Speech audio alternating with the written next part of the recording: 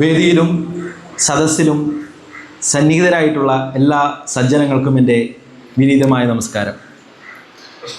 മൂർത്തിത്വേ പരികൽപ്പിത ശശബ്രതോ ആത്മാ പുനർജന്മന ആത്മേത്യാത്മവിദാം ക്രതുശ്ചേജതാം ഭർത്താമരജ്യോതിഷം ലോകാനാം പ്രളയോദയസ്ഥിതി വിഭുശ്ച അനേകദായ ശ്രുതൗ വാചന്ന സദദാ ത്വനേകകിരണ ത്രൈലോക്യദീപോരവീശ്വര. ഗുരുർബ്രഹ്മ ഗുരുർവിഷ്ണു ഗുരുർദേവോ മഹേശ്വര ഗുരു സാക്ഷാത് പരബ്രഹ്മ തസ്മൈ ശ്രീ ഗുരവേ നമ.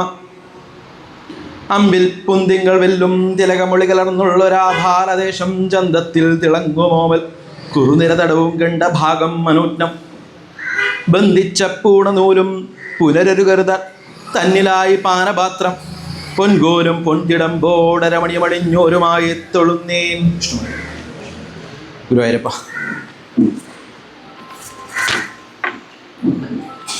ഞാൻ എന്തായാലും ആ പ്രബന്ധാവതരണം എന്നുള്ളതായിട്ടുള്ള കർത്തവ്യം തുടങ്ങുന്നു. നമുക്കേവർക്കും പ്രിയങ്കരനായ കേരള ജ്യോതിഷ പരിഷത്ത് പ്രസിഡന്റ് AU രഘുരാമൻ പണിക്കർ അവറുകളെ മനസ്സുകൊണ്ട് ഞാൻ സാഷ്ടാംഗം നമസ്കരിക്കുന്നു. രഘുചേട്ടൻ തന്ന പ്രേരണയും ധൈര്യവുമാണ് ഇന്നിവിടെ ഈ ഒരു പ്രബന്ധം അവതരിപ്പിക്കാനായിട്ട് എനിക്ക് ഈ ഒരു ഊർജമായി മാറിയിട്ടുള്ളത്.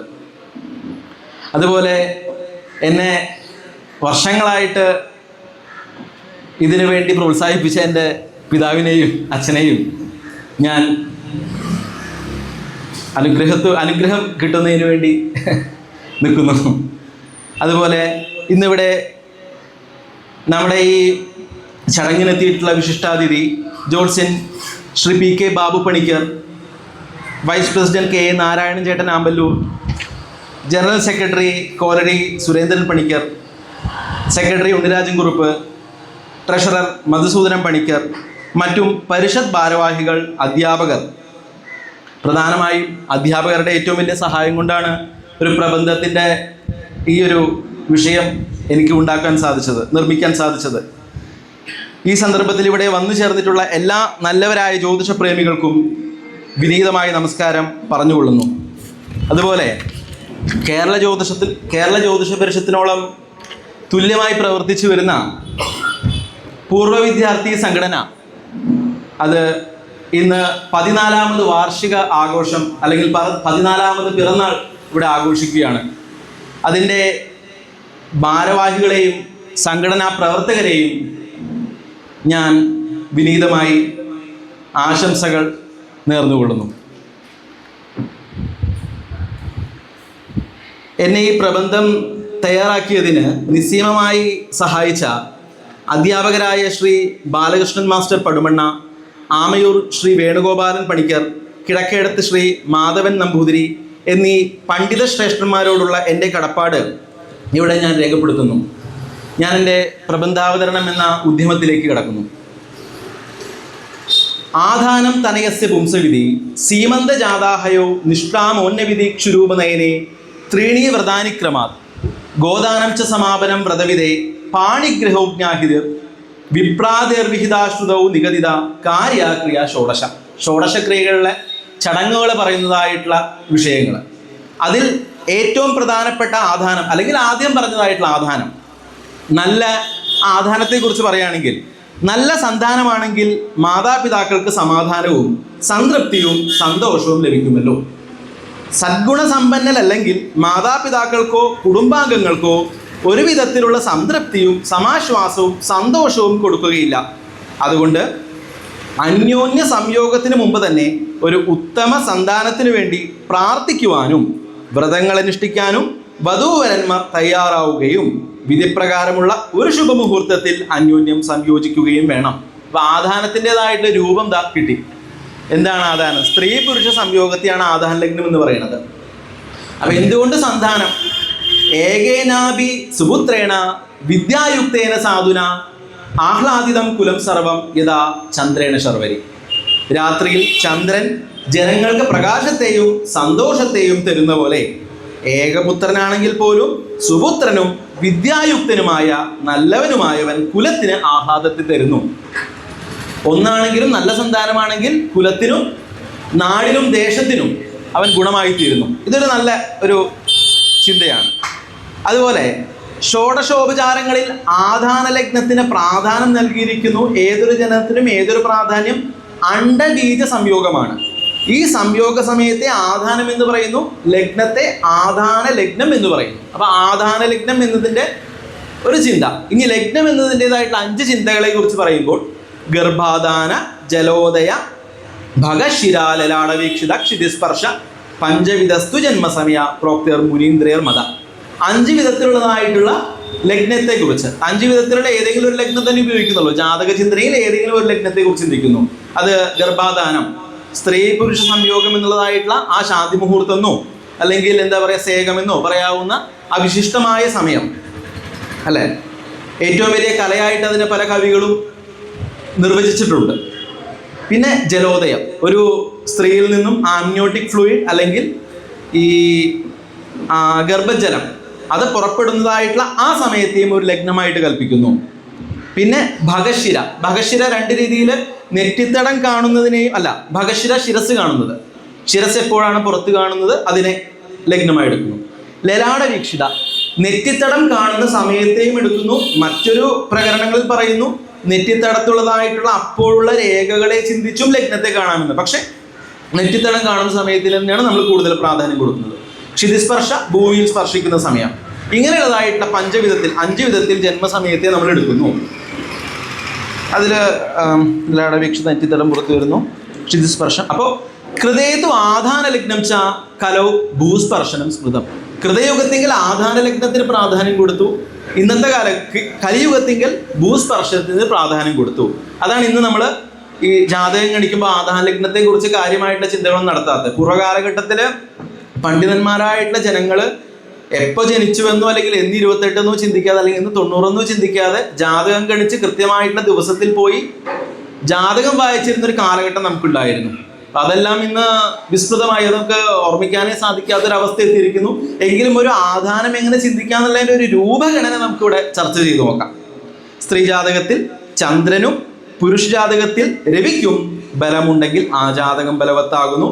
ഏതൊരു ജാതകത്തിലും ഇവർ ഇരുവരുടെയും ബലം ജാതകത്തെ പുഷ്ടിയുള്ളതാക്കുന്നു. ചന്ദ്രന്റെയും സൂര്യന്റെയും ബലം പുഷ്ടിമത്താക്കുന്നു. ഏകസ്യ അത്ര ബലവത്താൽ പ്രധാനി എന്ന് മുഹൂർത്ത പദവിയിൽ പറഞ്ഞിരിക്കുന്നു. 2 പേരില്ലെങ്കിലും ഏതെങ്കിലും ഒരാൾ ബലവത്തായാൽ തന്നെ ഏറ്റവും ബലമുള്ളതാണ് ആ ജാതകം ഏറ്റവും പുഷ്ടിയുള്ളതാണ് എന്ന് പറഞ്ഞിട്ടുണ്ട്. ഒരു വ്യക്തിയുടെ സ്വഭാവങ്ങൾ അവന്റെ ജന്മം കൊണ്ടല്ല, ആ വ്യക്തിയുടെ ജനനത്തിന് കാരണമായ അണ്ഡബീജ സംയോഗ സമയം എന്ന ആധാന ലഗ്നത്തിന് സമാനമാകുന്നു. ഇതൊരു നിയമമാണ്. അത് ഏത് പ്രവൃത്തിയിലും നമുക്ക് ചിന്തിച്ചറിയാം. ഏതൊരു പ്രവൃത്തി തുടങ്ങുമ്പോഴും അത് തുടക്കം കുറിക്കുന്ന ആളുടെ ആ ഒരു ഉത്സാഹവും വിഷയങ്ങളും അതിലുണ്ടാവുമല്ലോ. അതൊരു ആധാനമായിട്ട് എടുക്കാം. ആധാനം ഒരു ജനന സമയം എന്നുള്ളത് ഏത് വിഷയത്തിലും നമ്മൾ ചിന്തിക്കുന്നുണ്ട്. ഇനി അതിനൊരു ചെറിയൊരു ഉദാഹരണം പറയാം. നമ്മൾ വിഷയത്തിന് മാറിപ്പോകാതെ ജാതകം കൊണ്ടും പ്രശ്നം കൊണ്ടും ചിന്തിക്കുമ്പോൾ യഥാസ്ഥ രാശിർ മിഥുനം സമേതി തദൈവ വാച്യോ മിഥുന പ്രയോഗ അസദ്ഗ്രഹാലോകിത സംയുദയസ്തേ സരോഷയിഷ്ടേ സവിലാസഹ സഹ. ഹോരയിലെ പ്രധാനപ്പെട്ട നിയമം. 7ാം ഭാവത്തിന് സമാനമായ സ്വഭാവത്തിൽ സംയോഗം നടക്കുന്നു. ഏതാണോ ലഗ്നം, ചന്ദ്രനെ കൊണ്ട് ചിന്തിക്കുന്നു അല്ലെങ്കിൽ ആധാന ലഗ്നം കൊണ്ട് ചിന്തിക്കുന്നു, അതിൻ്റെ 7ാം ഭാവം ഏത് രാശിയാണോ ആ രാശിക്ക് സമാനമായിട്ടുള്ള സ്വഭാവമായിരിക്കും ആ സ്ത്രീ പുരുഷ ബന്ധത്തിൽ.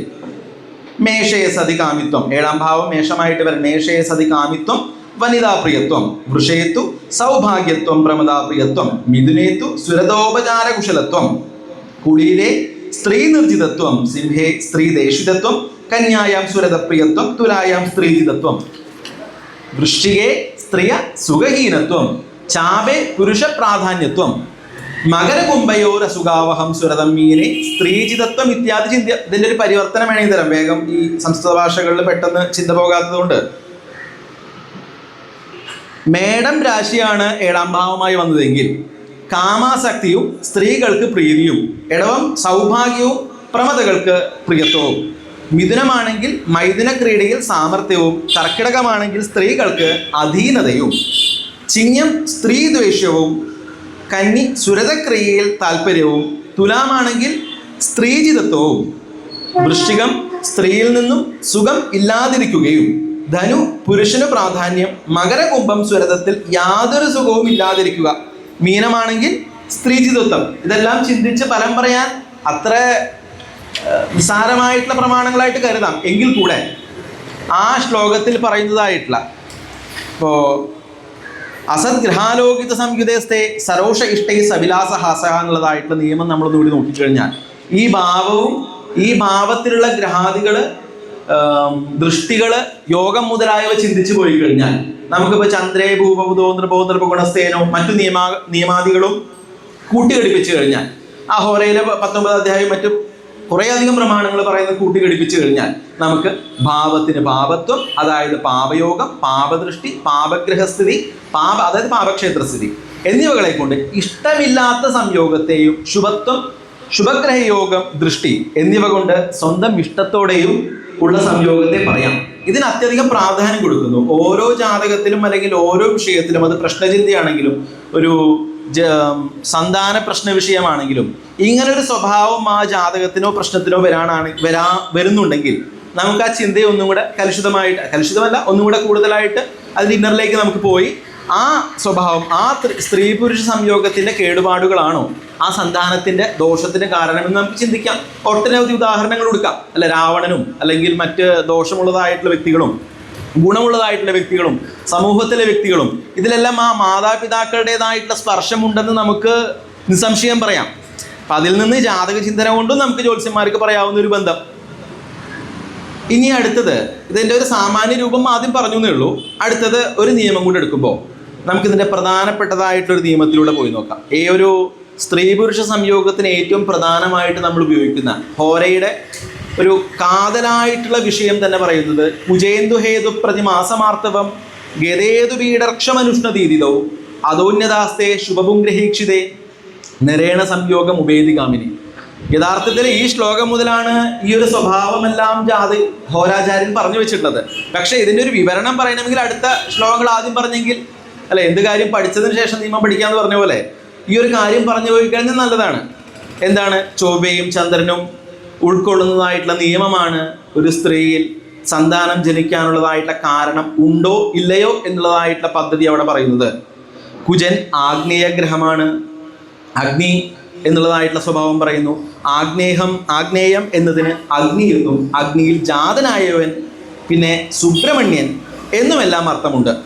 പാപഗ്രഹം എന്നും അർത്ഥം കാണുന്നു ചൊവ്വയ്ക്ക്. കുജന് പിത്ത സ്വഭാവവും അതുപോലെ ചന്ദ്രൻ വെള്ളമാണ് ചന്ദ്രൻ്റെ ഏറ്റവും പ്രധാനം. നമ്മൾ ജലകാരകത്വം ചന്ദ്രനെ കൊണ്ട് പറയുന്നു, ശുക്രനും പറയാറുണ്ട്. പക്ഷെ ഇവിടെ ചന്ദ്രൻ ജലകാരകത്വം കൊടുത്തേക്കണം. വെള്ള നിറവുമാണ്. ഇതെല്ലാം ചന്ദ്രനെ കുറിച്ചും കാണുന്നു. രക്തസ്വരൂപിയാണ് ചന്ദ്രൻ. ചന്ദ്രന് കുജന്റെ ദൃഷ്ടി കൊണ്ട് ആഗ്നേയ ജലസംബന്ധത്തെയാണ് അല്ലെങ്കിൽ പിത്ത രക്തസംബന്ധത്തെയാണ് സൂചിപ്പിക്കുന്നത്. ചന്ദ്രനും ചൊവ്വകളായിട്ടുള്ള ബന്ധം വരുമ്പോൾ പിത്തത്തെയും രക്തത്തെയും സംയോജിച്ച് ഇവിടെ ഉത്തമമായിട്ടുള്ള അണ്ടോൽപാദനം നടക്കുന്നുണ്ടോ എന്ന് നമുക്ക് ചിന്തിക്കാൻ ഇതുകൊണ്ടൊരു കാരണമാകുന്നു. സ്ത്രീയുടെ ചന്ദ്രലഗ്നത്തിൽ നിന്നും ചന്ദ്രൻ അനുപചയ സ്ഥാനത്ത് നിൽക്കുക, അവിടേക്ക് കുജദൃഷ്ടി ഉണ്ടാവുക എന്നത് അപ്പോഴത്തെ സ്ത്രീയുടെ ആർത്തവം ഗർഭപ്രാപ്തിക്ക് യോഗ്യമാകുന്നു എന്നുള്ളതായിട്ടുള്ള ചിന്ത നമുക്ക് ഇതുകൊണ്ട് ചിന്തിക്കാം. പുരുഷനിൽ ചന്ദ്രലഗ്നാൽ ചന്ദ്രൻ ഉപജയസ്ഥാനത്തും അതിനെ ബലവാനായ പുരുഷഗ്രഹം നോക്കുക, ഈ രണ്ട് യോഗത്തോടെയും ഉണ്ടാകുന്നു. ഈ രണ്ട് യോഗം എന്ന് പറയുമ്പോൾ സ്ത്രീക്ക് അനുപജയസ്ഥാനത്തും അവിടെ ചൊവ്വാദൃഷ്ടിയും, പുരുഷനാണെങ്കിൽ ഉപജയസ്ഥാനത്തും അവിടെ വ്യാഴദൃഷ്ടിയും വരാണെങ്കിൽ ഇങ്ങനെയുള്ളതായിട്ടുള്ള സമയത്തുണ്ടാകുന്ന സംയോഗം അവിടെ സന്താന ജനനത്തിന് കാരണമാകുന്നു. പല ചിന്തകൾക്കുള്ളതായിട്ടുള്ളൊരു തുടക്കം ഇതിന്ന് ഉണ്ടാക്കാൻ പറ്റും. എന്തായാലും ഞാൻ പറഞ്ഞു പോട്ടെ. ചന്ദ്രൻ രജസ് ആകുന്നു. രജസ്സിന് ജലഭാഗബാഹുല്യമുണ്ട്. ചന്ദ്രന് ജലഭാഗബാഹുല്യമുണ്ട്. ചന്ദ്രൻ ബലത്തോടു കൂടിയ സ്ത്രീയിൽ രക്തവർദ്ധനവും ഉണ്ടാകുന്നു. അവിടെ രക്തശുദ്ധി ഉണ്ടാവുകയില്ല. ഈ ദോഷത്തെ പരിഹരിക്കാനായി ആണ് കുജദൃഷ്ടി പ്രധാനമായി പറഞ്ഞിരിക്കുന്നത്. ഇവിടെ കൃത്യമായ രക്തപിത്ത സംയോഗമാണ് ചന്ദ്രകുജ സംയോഗം കൊണ്ട് പറഞ്ഞിരിക്കുന്നത്. ആ ചന്ദ്രൻ്റെതായിട്ടുള്ള അധികമായിട്ടുള്ള രക്തശുദ്ധി ഉണ്ടായിട്ട് അല്ലെങ്കിൽ അമിതമായിട്ടുള്ള കാരണങ്ങളെ കൊണ്ട് ആ അണ്ടത്തിന് ഗുണമില്ലാതെ പോകാതിരിക്കാൻ ഒരു കുജദൃഷ്ടി കൊണ്ട് ഇതിനെയെല്ലാം നിയന്ത്രിക്കുന്നു എന്നതാണ് ഈ ചന്ദ്രനെ ചൊവ്വ നോക്കുന്നു എന്നുള്ളതായിട്ടുള്ള സ്വഭാവം കൊണ്ട്. എന്തുകൊണ്ട് അനുപജയസ്ഥാനത്തിന് ഇവിടെ ഒരു പ്രത്യേകത? ഉപജയസ്ഥാനത്തെ അല്ലെങ്കിൽ അനുപജയസ്ഥാനത്തെ കുറിച്ച് ഇവിടെ വ്യക്തമായിട്ട് പറഞ്ഞിട്ടുണ്ട്. പീഡഷ്ണം എന്നുള്ളതായിട്ടുള്ള ആ നിയമങ്ങളെ കൂടെ പറഞ്ഞിട്ടുണ്ട്. അപ്പൊ എന്തുകൊണ്ട് അനുപജയസ്ഥാനം ചോദിക്കുമ്പോൾ അധോപജയ സംസ്ഥാഹസ്യു ത്രിലാഭരിപുകർമ്മണ നജേത് ഭവന്തി തേ ദൃഷ്ട പാപസ സ്വാമി ശത്രുവി. അപ്പൊ അനുപജയസ്ഥാനം എന്നുള്ളതിന്, അല്ലെങ്കിൽ ആ അനുപജയസ്ഥാനം ഏത് എന്നുള്ളതിന് 3, 6, 10, 11 നിയമം കൊണ്ട് പറയുമ്പോൾ 3, 11, 6, 10 എന്നത് ഉപജയസ്ഥാനം എന്ന് പറഞ്ഞു വെച്ചു. ഇങ്ങനെ ഈ ഭാവങ്ങളെ എല്ലായ്പ്പോഴും ഉപജയസ്ഥാനം എന്ന് എപ്പോഴും ഈ ഉപജയസ്ഥാനത്ത് നിലനിൽക്കുന്നു എന്ന് പറയെങ്കിലും ആ ശ്ലോകത്തിൽ പറയുന്ന നിത്യമേകെ അതിൻ്റെ ഫലങ്ങൾക്കുള്ളതായിട്ടുള്ള വ്യത്യാസങ്ങൾ ഉപജയസ്ഥാനത്ത് ഉണ്ടാകുന്നുവെന്ന് ഹോരാചാര്യർ പറഞ്ഞു വെച്ചിട്ടുണ്ട്. അതിൻ്റെ ഒരു സ്വഭാവം കൊണ്ട് പാപഗ്രഹത്തെ ദൃഷ്ടിയോ അതത് ഭാവങ്ങളുടെ അധിപന്മാരായ ഗ്രഹങ്ങളുടെ ശത്രുക്കളാലോ ദൃഷ്ടിയോ അവരോട് യുക്തമോ അല്ലാതെ വന്നാൽ മാത്രമേ ഉപജയസ്ഥാനത്തിന് ബലം കിട്ടുള്ളൂ, അല്ലെങ്കിൽ ശക്തി കിട്ടുള്ളൂ എന്നൊരു രീതി പറഞ്ഞേക്കണം. അതായത് ഉപജയസ്ഥാനത്ത് നിൽക്കുമ്പോൾ പാപഗ്രഹങ്ങളുടെ ദൃഷ്ടി വരാം, അല്ലെങ്കിൽ ആ ഭാവാധിപന്റെ ശത്രുക്കളാലോ ദൃഷ്ടി ചെയ്യപ്പെട്ടാൽ ആ ഗ്രഹത്തിന് ഒരു ബലക്കുറവ് സംഭവിക്കുന്നു എന്നുള്ളത് പല ഗ്രന്ഥങ്ങളും സൂചിപ്പിച്ചു പോയിരിക്കണം. അതിപ്രധാനമായിട്ട് ആരും എടുക്കാറില്ല. പക്ഷെ ഈ ഒരു നിയമം കൊണ്ടായിരിക്കാം ഹോരാചാര്യർ നിത്യമേഘ എന്ന് പറഞ്ഞു. അതിൻ്റെ ഒരു സ്പഷ്ടമായിട്ടുള്ള രൂപം കൊണ്ടായിരിക്കാം അനുപജയ സ്ഥാനത്തുള്ളതായിട്ടുള്ള ചന്ദ്രൻ വന്നാലാണ് ഈ ചന്ദ്രന്റെ ഫലത്തിന് പ്രാധാന്യം വരുള്ളൂ. കാരണം ചൊവ്വ ഉപജയസ്ഥാനത്തുള്ളതായിട്ടുള്ള ചന്ദ്രനെ ഉപജയസ്ഥാനത്തുള്ളതായിട്ടുള്ള ചന്ദ്രനെ ചൊവ്വ നോക്കിക്കഴിഞ്ഞാൽ ചിലപ്പോൾ ആ ബലത്തിന് ക്ഷയം സംഭവിക്കാം എന്നുള്ള കാരണം കൊണ്ടാവാം. അപ്പോൾ അങ്ങനെയുള്ള ഭാവങ്ങൾക്ക് ആണ് ഉപജയസ്ഥാന ഉള്ളൂ. എങ്ങനെ? പാപദൃഷ്ടിയില്ലാത്ത ശത്രുക്ഷേത്ര ഗ്രഹങ്ങളാൽ ദൃഷ്ടിയില്ലാത്ത ഭാവങ്ങൾക്ക് ഉപജയസംജ്ഞ ഉള്ളൂ എന്ന് ഒന്ന് പറഞ്ഞു വെച്ചിരിക്കുന്നു. ചന്ദ്രന് ബലമുണ്ടെങ്കിൽ രക്താധിക്യം, ജലഭാഗബാഹുല്യം എന്നിവയെ ചെയ്യുന്നു. എന്നിവ രക്തശുദ്ധിയെ ചെയ്യുന്നില്ല, ഗർഭപ്രാപ്തിക്ക് കാരണമാകുന്നില്ല. ആയതിനെ നിയന്ത്രിക്കാനായി കുജദൃഷ്ടിയെ വേണമെന്ന് നിർബന്ധം പറയുന്നു. എന്നാൽ ഉപജയസ്ഥാനത്ത് നിൽക്കുന്ന ചന്ദ്രന് കുജദൃഷ്ടി വന്നാൽ ബലക്ഷയം ചെയ്യുന്നു. ഇതും ഗർഭശുദ്ധിയെ തരുന്നില്ല. ആയതിനാൽ അനുപജയസ്ഥാനത്ത് നിൽക്കുന്ന ചന്ദ്രന് കുജദൃഷ്ടി വന്നാൽ രക്തപിത്ത സംയോഗത്തെയും ഗർഭപ്രാപ്തിയെയും സഹായിക്കുന്നു. അതായിട്ടൊരു ചിന്ത. എന്തുകൊണ്ട് ചന്ദ്രകുജ യോഗത്തെ പറയാതെ ചന്ദ്രദൃഷ്ടിയെ പ്രാധാന്യം പറഞ്ഞു? അതായത് ദൃഷ്ടിക്ക് പ്രാധാന്യം എന്തുകൊണ്ട് പറഞ്ഞു? 1-2 ഉദാഹരണങ്ങൾ പറയാം. രവി ശശി ഉദയസിംഹേ ലഗ്നേ കുജാർക്കി നിരീക്ഷിതേ നയനരഹിത സൗമ്യ സബുദ്ബുധലോചന വേഗ്രഹതശ്ചന്ദ്രേ വാമം ഹിനസ്ത്യപരം രവി സ്തുശുഭഗതിദായോഗായാപ്യ ഭവന്തി ശുഭേക്ഷിതാഹ. ഇവിടെ അശുഭഗതിദായോഗായാപ്യ ഭവന്തി ശുഭേക്ഷിത. അപ്പോൾ ഈ ശുഭദൃഷ്ടി ഉണ്ടെങ്കിൽ അശുഭമായി പറഞ്ഞ യോഗങ്ങൾ വ്യത്യാസം വരാമെന്ന് പറഞ്ഞു. അപ്പോൾ ശുഭദൃഷ്ടിക്ക് പ്രാധാന്യം പറഞ്ഞു, യോഗത്തിനല്ല പ്രാധാന്യം പറഞ്ഞേക്കുന്നത്. പിന്നെ ലഗ്നേ ക്ഷീണേ ശശിനിധനം രന്ധ്രകേന്ദ്രേഷു പാപേർ പാപാന്തസ്തേ നിധന ഹിബുഗർദ്യൂനിയുക്തേ ചന്ദ്രേ ഏവം ലഗ്നേ ഭവതി മദനശ്ചിത്ര സംസ്ഥേഷ പാപേർ മാത്രാസാർദ്ധം യതിന ശുഭർ വീക്ഷിത ശക്തിമദ്വി. ഇവിടെയും യതിന ശുഭർ വീക്ഷിത ശക്തിമദ്വി ബലവാനായ ശുഭഗ്രഹങ്ങളാൽ ദർശിക്കപ്പെട്ടില്ലെങ്കിൽ എന്ന് ദൃഷ്ടിയെക്കുറിച്ച് പറഞ്ഞു. പാപാവുദയാസ്തകതോ ക്രൂരേണ യുധശി ദൃഷ്ടസ്തു ശുഭേർനേതാ മൃത്യുഷ്ട ഭവേദജിര ദൃഷ്ടസ്തു ശുഭേർനേന്ന. ഇവിടെയും ദൃഷ്ടിക്ക് പ്രാധാന്യം പറഞ്ഞു. ഇവിടെയെല്ലാം ദൃഷ്ടിയാണ് ഗുണം പറഞ്ഞിരിക്കുന്നത്. ആയതിനാൽ ഉത്തമഗ്രഹ ദൃഷ്ടി അല്ലെങ്കിൽ ശുഭഗ്രഹ ദൃഷ്ടി ചന്ദ്രന്റെ രക്തവർദ്ധനവിനെ ചെയ്യുന്നു. അപ്പോൾ ദൃഷ്ടിക്ക് പ്രാധാന്യം ഇങ്ങനെ പറഞ്ഞിരിക്കുന്നു പറയുന്നത് പല നിയമങ്ങളും കണ്ടെത്താനായിട്ട് സാധിക്കും. ഹോരയിലെല്ലാം ദൃഷ്ടിക്ക് വളരെ പ്രാധാന്യം പറഞ്ഞിട്ടുണ്ട്. അതോന്യദാസ്തേ ശുഭം ഗ്രഹേക്ഷിതേ നരേണ സംയോഗം ഉപേതി കാമിനി. അതോന്യദാസ്തേ ശുഭം ഗ്രഹേക്ഷിതേ നരേണ സംയോഗം ഉപേതി കാമിനി. പുരുഷന് ചന്ദ്രൻ ഉപജയസ്ഥാനത്ത് നിൽക്കുകയും ഉഗ്രനായ ശുഭഗ്രഹത്തിലെ ദൃഷ്ടിയും വേണം. ഇങ്ങനെ പുരുഷന്റെയും സ്ത്രീയുടെയും സംയോഗം ഗർഭപ്രാപ്തിക്ക് കാരണമാകുന്നു. ശുഭപുംഗ്രഹം അല്ലെങ്കിൽ ശുഭനായ പുരുഷഗ്രഹം എന്നതിന് ഉച്ചസ്ഥനായ രവി, ഓജരാശിയിൽ ബലവാനായ ബുധൻ, ശുക്രൻ എന്നിവരെയും എടുക്കാം എന്ന് പറഞ്ഞിരിക്കുന്നു. ഇത് വേഗം പറഞ്ഞു പോകാം. എന്തുകൊണ്ട് വ്യാഴത്തെ വന്നു എന്നുള്ളത്. ഉച്ചബലം കൊണ്ട് സൂര്യന്റെ പാവത്വം ഇല്ലാതാകുന്നു. ബലവാനായ ബുധന് നപുംസകത്വം നശിക്കുന്നു. ബലവാനായ ശുക്രന്റെ സ്ത്രീത്വം നശിക്കുന്നു. എന്നാലും അനേക ഗ്രന്ഥങ്ങളിൽ ശുഭപുംഗ്രഹം എന്നതിന് ഗുരുദൃഷ്ടി എന്നത് വിശേഷാൽ പറഞ്ഞിരിക്കുന്നു. ആയതിനാൽ ഗുരുദൃഷ്ടി അനിവാര്യമാകുന്നു. ഗുരുദൃഷ്ടിക്ക് ഇതുകൊണ്ട് പ്രാധാന്യം പറഞ്ഞിരിക്കുന്നു. വേഗം പറഞ്ഞു വയ്ക്കണം. ഇതിനെല്ലാം പല അഭിപ്രായ ഭിന്നിപ്പുകളും വരാറുണ്ട്. പക്ഷേ എങ്കിലും എൻ്റെ ഒരു ചിന്ത കൊണ്ട് ഇന്ന കാരണങ്ങളെ കൊണ്ടാവാം ഇത് ഈ മറ്റ് ഗ്രഹങ്ങളെ ഒഴിവാക്കിയതെന്ന് പറഞ്ഞിരുന്നു മാത്രം. അത് വ്യാഴത്തെ കൊണ്ട് തന്നെയാണ് പ്രാധാന്യം. സംശയം പറയണം എന്നുള്ളത് പല ഗ്രന്ഥങ്ങളിലും കൃത്യമായിട്ട് പറഞ്ഞു വെച്ചിട്ടുണ്ട്. അപ്പോൾ അതുകൊണ്ട് പിന്നെ നമുക്ക് സംശയിക്കേണ്ട ആവശ്യമില്ല. അപ്പോൾ ഇങ്ങനെയുള്ളതായിട്ടൊരു നിയമം കൊണ്ടാണ് ഈ കുജേന്ദു ഹേതു പ്രതിമാസം ആർത്തവം എന്നുള്ളതായിട്ടുള്ള പ്രമാണം കൊണ്ട് ഇതൊക്കെയാണ് അതിൻ്റെ ഒരു ഘടകങ്ങൾ. ആ ശ്ലോകത്തിന് എന്തുകൊണ്ട് പ്രാധാന്യം കൊടുത്തിരിക്കുന്നു, ഈ ശ്ലോകത്തിൻ്റെ ഓരോ ചിന്തകളുടെയും പ്രാധാന്യം എന്താണെന്ന് പറഞ്ഞു എന്ന് മാത്രം. ഇനി എന്താണ് സ്ത്രീക്ക് ഒരു ഗർഭപ്രാപ്തിക്ക് കാരണമായിട്ട് സമയത്തെ പറഞ്ഞു. ഇനി സ്ത്രീയിൽ മറ്റു പൊതുവെയുള്ളതായിട്ടുള്ള തത്വങ്ങൾ പറയുന്നു. ഋതുസ്തു ഷോഡശ നിശ ആർത്തവമുണ്ടായ ദിവസം മുതൽ 16 ദിവസത്തിനകത്ത് ചെയ്യുന്ന ആധാനമേ ഗർഭക്ഷമമായി ഫലിക്കുകയുള്ളൂ. അതിനാൽ ആദ്യത്തെ 3 ദിവസം ശാസ്ത്ര നിഷിദ്ധമാണ്. ബാക്കി 4-ാം ദിവസം മുതൽ ഓരോ ദിവസത്തെയും ഗർഭാധാനം ചെയ്താൽ ഉണ്ടാകുന്ന പ്രജയുടെ ഗുണദോഷങ്ങൾ സ്വരൂപങ്ങൾ പറയുന്നു. എല്ലാവർക്കും അറിയാവുന്ന കാര്യമാണ് ഈ ഋതുവായിട്ടുള്ള കാലം തൊട്ടതായിട്ടുള്ള വിശേഷങ്ങൾ. ഇനി ജാതകാദേശത്തിൽ പറയുന്നു, പുത്രോൽപായുർധാരിക വംശകർത്ത വന്യാപുത്ര സുന്ദരേശോ വിരൂപ ശ്രീമാൻ പാപ ധർമ്മശീലസ്തഥാ സ്ത്രീ സർവജ്ഞസ്യ തുര്യരാത്രോ ക്രമേണ. അതായത് ആർത്തവമുണ്ടായ ദിവസം മുതൽ 4-ാം ദിവസം ആദാനം ചെയ്താൽ അല്പായുസായ പുത്രൻ, 5-ാം ദിവസമാണെങ്കിൽ സ്ത്രീ പ്രജയും, 6-ാം ദിവസം വംശകർത്താവായ പുത്രനും, 7-ാം ദിവസം വന്യ അതായത് പ്രസവിക്കാത്ത സ്ത്രീ, 8-ാം ദിവസം അപുത്രനും പുത്രനുണ്ടാകാത്ത പുരുഷപ്രജ, 9-ാം ദിവസം സുന്ദരിയും, 10-ാം ദിവസം നേതാവായ ഈശനായ പുത്രനും, 11-ാം ദിവസം വിരൂപയായ സ്ത്രീ പ്രജ, 12-ാം ദിവസം ശ്രീമാനും, 13-ാം ദിവസം പാപശീലയായ സ്ത്രീ പ്രജയും, 14-ാം ദിവസം ധർമ്മിഷ്ഠനായ പുത്രനും, 15-ാം ദിവസം ധർമ്മിഷ്ഠയായ സ്ത്രീ പ്രജയും, 16-ാം ദിവസം സർവജ്ഞനായ പുരുഷപ്രജയും ഉണ്ടാകുന്നു. ജാതകാദേശത്തിലെ ശ്ലോകമാണ്, പൊതുവെ ഉപയോഗിക്കുന്നതാണ്.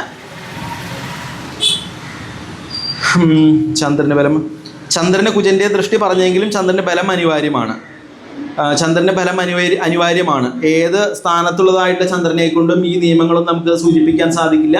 അതിനെ ഹോര കൊണ്ട് തന്നെ നമുക്ക് പറയാൻ പറ്റും. ക്രൂരഗ്രഹേ സുബലിബ വിബലേശ്ച സൗമ്യേ ക്ലീബേ ചതുഷ്ടേകതേ തദവേക്ഷണാദ്വാ ചന്ദ്രോപഗദ്വിരസഭാഗ സമാന രൂപം സത്വം വദേധ്യതിഭവേൽ സവിയോനി സ്വപ്ന. എങ്ങനെ ക്രൂരഗ്രഹങ്ങൾക്ക് ബലമുണ്ടാവുകയും ശുഭഗ്രഹങ്ങൾക്ക് ബലക്ഷയമുണ്ടാവുകയും ചെയ്താൽ അവിടെ വിയോനി ജന്മത്തെ പറയണമെന്ന് പറഞ്ഞിരിക്കുന്നു. അപ്പം മനുഷ്യ ജന്മത്തിനാണ് എങ്കിൽ അവിടെ ചന്ദ്രന് ബലമുണ്ടാകണമെന്നുള്ളത് അനിവാര്യമാണെന്ന് പറഞ്ഞു വെച്ചിരിക്കുന്നു. ശുഭന്മാർക്ക് ബലമില്ലാതെ ക്രൂരഗ്രഹങ്ങൾക്ക് ബലമുണ്ടാകുമ്പോൾ വിയോനി ജന്മത്തെ പറയാം, മനുഷ്യജന്മത്തെ പറയണമെങ്കിൽ ശുഭഗ്രഹങ്ങൾക്ക് ബലമുണ്ടാകണമെന്ന് പറഞ്ഞു. പ്രായേണ ശുഭാഭരിനോ മനുഷ്യചിന്ത്യം തദാശ്രിത കുര്യു ദേവാനാമുച്ചഗത നീചാശ്രയണസ്തു നാരകിണാം. ഇതൊരു കൃഷ്ണീയത്തിലെ പ്രധാനപ്പെട്ട ശ്ലോകമാണ്. ഉച്ചസ്ഥനായ ഗ്രഹങ്ങളെ കൊണ്ട് ദേവചിന്തയെ നടത്താം. അപ്പോൾ അതിൽ പാപത്വമോ ശുഭത്വമോ അവിടെ പ്രാധാന്യം കൊടുത്തിട്ടില്ല എന്ന് ചിന്തിക്കണം. പ്രായണ ബലവന്മാരായ ശുഭഗ്രഹങ്ങൾ മനുഷ്യരാശിയിൽ നിൽക്കുന്നുണ്ടെങ്കിൽ മനുഷ്യനെ ചിന്തിക്കാം എന്ന് പറയാം. ഉച്ചരാശിയിൽ നിൽക്കുന്ന ഗ്രഹങ്ങളെ കൊണ്ട് ദേവന്മാരെയും നീചത്തിൽ നിൽക്കുന്ന ഗ്രഹങ്ങളെ കൊണ്ട് കുറച്ച് ഗുണം കുറഞ്ഞവരെയൊക്കെ ചിന്തിക്കാം എന്നും ഇവിടെ പറഞ്ഞിരിക്കുന്നു. ഇനി ഈ ഒരു പ്രമാണം കൊണ്ട് പറഞ്ഞതിൽ പ്രശ്നമാർഗത്തിലെ ശീതജ്യോതിഷി യോഷിതോരുവേസ്ഥാനെ കുജേ നീക്ഷിതേ ജാതം ഗർഭഫലപ്രദം ഗലിതജം സ്യാദന്യതാ നിഷ്ഫലം ദ്രഷ്ടേസ്മിൻ ഗുരുണ നിജോപജയകെ കുര്യാ നിഷേകം പുമാന്യത്യാജേഷു ച സമൂലവേ ശുഭഗണേ പർവാധികാലോചിതേ എന്നുള്ളതായിട്ട് ഇത് കുജേന്ദുഹേതുവിൻ്റെ അതേ നിയമം തന്നെയാണ് പറയുന്നത്. പക്ഷെ എങ്കിലും അവിടെ മറ്റു ചില കാര്യങ്ങൾ പറഞ്ഞു. എന്താണ്? മൂലം നക്ഷത്രമുള്ള ഊന്നാളുകളിൽ വാവ് മുതലായ ദോഷങ്ങളില്ലാത്ത ശുഭസമയത്ത് പുരുഷൻ ഗർഭാധാനം നിർവഹിക്കണം. ഇത് കൃത്യമായിട്ട് സേകമുഹൂർത്തത്തിലെല്ലാം കൃത്യമായി പറഞ്ഞിട്ടുണ്ട്.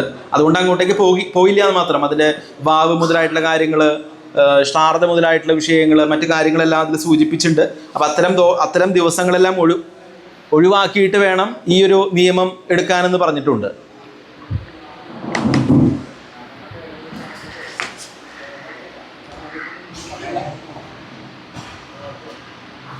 ഇനി മറ്റൊരു ഹോര കൊണ്ട് ചിന്തിക്കാവുന്ന മറ്റൊരു വിഷയം, കൂടുതൽ കാര്യങ്ങളിലൂടെ ചെന്ന് ഉത്തമനും ഉത്തമയുമായ സ്ത്രീ പുരുഷന്മാരെ എങ്ങനെ കണ്ടെത്താം എന്ന് പരിശോധിക്കാം.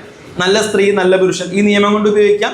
മറ്റൊരു നിയമം കൂടെ നമുക്കൊന്നുകൂടെ ഹോരാചിന്തയിൽ ഒന്നും കൂടെ ഉള്ളിലോട്ട് വലിയ ഗഹനമായിട്ട് പോകുന്നത് കൊണ്ട് രവീന്ദ്ര ശുക്രാവനിജസ്വഭാഗേർ ഗുരുസ്ത്രികോണോദിയ ധർമ്മകേ വിവാ ഭവത്യവത്യം ഹി വിബീജി നാമിമേ കരാഹി മാംസോർ വിദൃശാമി ബാബരാഹ.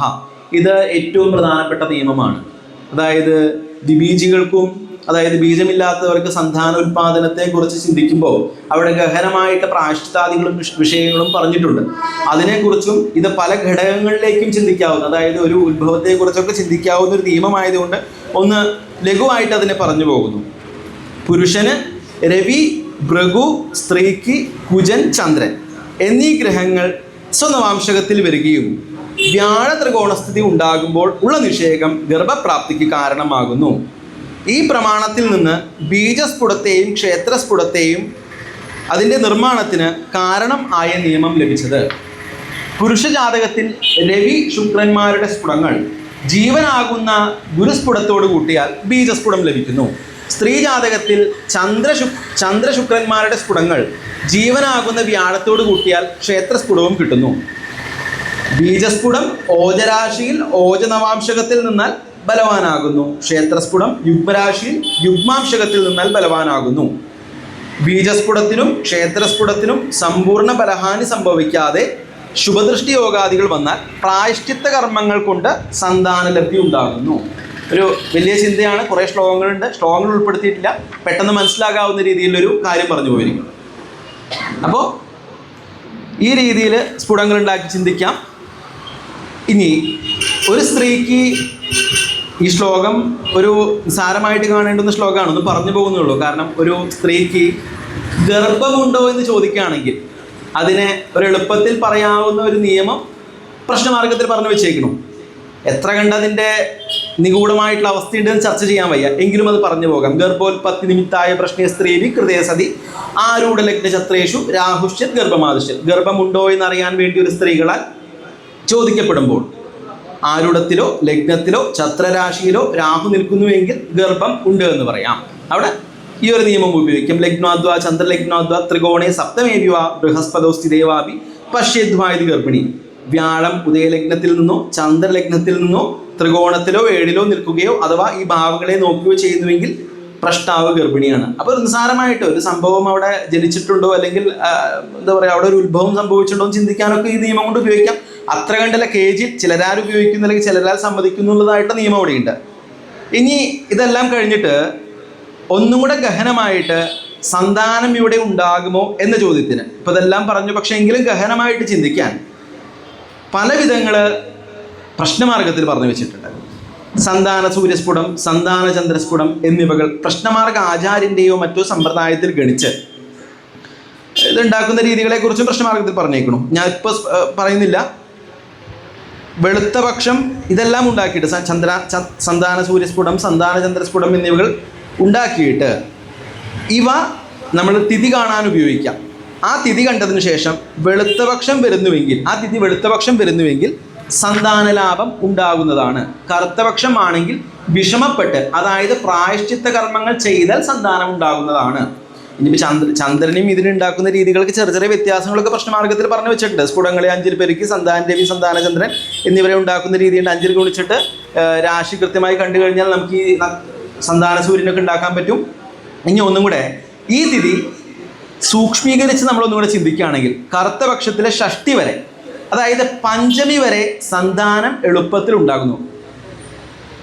പ്രഥമ മുതൽ, വെളുത്തപക്ഷത്തിലെ പ്രഥമ മുതൽ കറുത്തപക്ഷത്തിലെ പഞ്ചമി തൊട്ടുള്ളതായിട്ടുള്ള സമയം വരെ സന്താനം വളരെ എളുപ്പത്തിൽ ഉണ്ടാകുന്നു. കൃഷ്ണപക്ഷത്തിൽ ഷഷ്ടിയിൽ സുബ്രഹ്മണ്യ സേവ കൊണ്ടും സന്താനലബ്ധി ഉണ്ടാകും. ശേഷമുള്ള സപ്തമി, അഷ്ടമി, നവമി, ദശമി ഇവിടെ പുനർവിവാഹം ചെയ്തതിനു ശേഷമാണ് സന്താനലബ്ധി ഉണ്ടാകുന്നത് എന്ന് കൃത്യമായിട്ട് പ്രശ്നമാർഗത്തിൽ പറഞ്ഞു വെച്ചത്. വളരെ പ്രധാനപ്പെട്ട ശ്ലോകമാണ്. വാവിനും തിരുവോണത്തിനും ബ്രാഹ്മണർക്ക് കാൽ കഴിച്ചുകൂട്ട്. ഏകാദശി, ദ്വാദശി എന്നിവയ്ക്ക് ദ്വാദശി ഹോമം എങ്കിലും സന്താനലബ്ധി ഉണ്ടാകില്ല എന്നിവിടെ പറഞ്ഞിട്ടുണ്ട്. ഇവിടെ മറ്റു വിഷയങ്ങൾ ചിന്തിക്കേണ്ടത് സന്താനലബ്ധി ഉണ്ടാകില്ല എന്ന് വെച്ചാൽ അതിൻ്റെ ദുരിതങ്ങളോ സന്താനത്തിനുണ്ടാകാവുന്ന കേടുകളെക്കുറിച്ചോ മറ്റൊക്കെ ആയിരിക്കാം. സന്താനം പരിഹാരം ചെയ്തിട്ടും സന്താനലബ്ധി ഉണ്ടാകുന്നില്ല. ദത്തുപുത്ര യോഗത്തിലും നിയമം പറഞ്ഞിട്ടില്ല. അപ്പോൾ സന്താനങ്ങൾക്ക് ഉണ്ടാകാവുന്ന അപൂർണതയെക്കുറിച്ചാകാം ഇവിടെ പറഞ്ഞു വെച്ചേക്കുന്നത്. അതാവും അതിൻ്റെ അർത്ഥം. ത്രയോദശി, ചതുർദശി, ദത്തുപുത്രയോഗം. വാവിന് ദത്തുപുത്രയോഗം പോലുമില്ല. അങ്ങനെ സന്താനതിഥി കൊണ്ട് പറഞ്ഞു. ഇത്തരം വിഷയങ്ങളിലൂടെ സന്താനതിഥിയിൽ നിന്നും സന്താനലബ്ധിയെ പറ്റിയുള്ള ഫലത്തെക്കുറിച്ച് എങ്ങനെ ചിന്തിക്കണമെന്ന് പറഞ്ഞു തരുവാൻ വേണ്ടിയാണ് പറഞ്ഞത്. വെളുത്ത പക്ഷത്തിൽ പ്രഥമ മുതൽ കൃഷ്ണപക്ഷത്തിലെ വാവ് വരെയുള്ള തിഥികൾക്ക് വ്യത്യസ്തമായ ഫലങ്ങൾ പല ഗ്രന്ഥങ്ങളിൽ നിന്ന് നമുക്ക് സ്വീകരിക്കാവുന്നതാണ്. ഇതിൽ കൃഷ്ണപക്ഷത്തിലെ ഷഷ്ടിക്ക് ശേഷമുള്ള തിഥികൾക്ക് സന്താനലബ്ധിക്ക് ക്ലേശതയും അതിനുള്ള പ്രായശ്ചിത്തവും കണ്ടെത്താവുന്നതാണ്. ചില പ്രായശ്ചിത്തങ്ങൾ സന്താനഗോപാല മന്ത്രജപം, പഞ്ചഗവ്യകൃതം സേവിക്കൽ, ദുർഗാ ഭഗവതിയെ ഭജിക്കൽ, നെയ്യ്, ശർക്കര, തേൻ ഇവയോടുകൂടി ഗണപതി ഹോമം, ശിവഭജനം, വിഷ്ണുഭജനം, 1000 ബ്രാഹ്മണർക്ക് മൃഷ്ടാന്ന ഭോജനം, ഇത്തരത്തിൽ പല വിധത്തിലുള്ള പ്രായശ്ചിത്ത കർമ്മങ്ങൾ നമുക്ക് കണ്ടെത്താവുന്നതാണ്. ഇതിനും കുറേ നിയമങ്ങളുണ്ടാവാം. ഞാൻ ഒരു ചെറുതായിട്ടുള്ള വിഷയങ്ങൾ പറഞ്ഞു. മനസ്സിലാകേണ്ട ഏറ്റവും പ്രധാന കാര്യം, പിതൃക്കൾ ദുഃഖിതരായാൽ സന്താനനാശം ഉണ്ടാകുന്നു, പിതൃക്കൾ സന്തുഷ്ടരായാൽ സന്താന ഗുണം ഉണ്ടാകുന്നു. ഇതാണ് ഏറ്റവും പ്രധാനപ്പെട്ട മനസ്സിലാക്കുക. ജ്യോതിഷത്തിലേക്ക് ഒന്നുകൂടി ചിന്തിക്കുമ്പോൾ ഇതാണ് അതിൻ്റെ പ്രധാനപ്പെട്ട നിയമം പറഞ്ഞേക്കുന്നത്. അത് നമുക്ക് ഉറപ്പിക്കാൻ പറ്റും. സ്ഥാനേഷു അപ്യഖിലേഷു സർപ്പബലിരേവോദീര്യതാംബാപുന തൃപ്യന്തുത്തമ ഭോഗിനസ്തു ബലിനാനീജാസ്തു ഗാനാദിവി സർവേഷാം ബലികർമ്മദുഷ്ടികരണം വക്തവ്യമേവം ഹിവ സർപ്പപ്രീതിരവശ്യമേവ കരണീയാരോഗ്യപുത്രാപ്തേ. സന്താന ഭാഗ്യത്തിന് ആവശ്യം എന്ന് പറഞ്ഞിരിക്കുന്ന പ്രായശ്ചിത്തമാണ് സർപ്പപ്രീതി. മറ്റൊരു വിഷയം കൂടെ പ്രശ്നമാർഗത്തിൽ പറഞ്ഞു. കോപപ്രേതസ്യ കുര്യാ തനയവിഹനനം ചാമയാദീനനർത്ഥം തൽപ്രീതേ പാർവണാദ്യം പിതൃഗണമനസ പ്രീണനം ശ്രാർദ്ധകർമ്മ കുര്യാച്ച ക്ഷേത്രപിണ്ഡം തിലഹവനമതോ ബ്രാഹ്മണാനഞ്ചഭുക്തി പ്രീതാഹ പ്രേതസ്ത്വമീവിർവിദതി സകല സമ്പദ സന്തതി. നമ്മൾ നിത്യോപയോഗമുള്ളതായിട്ട് 2 നിയമങ്ങളാണ്. കൂടുതലൊന്നും പറയേണ്ട ആവശ്യമില്ല.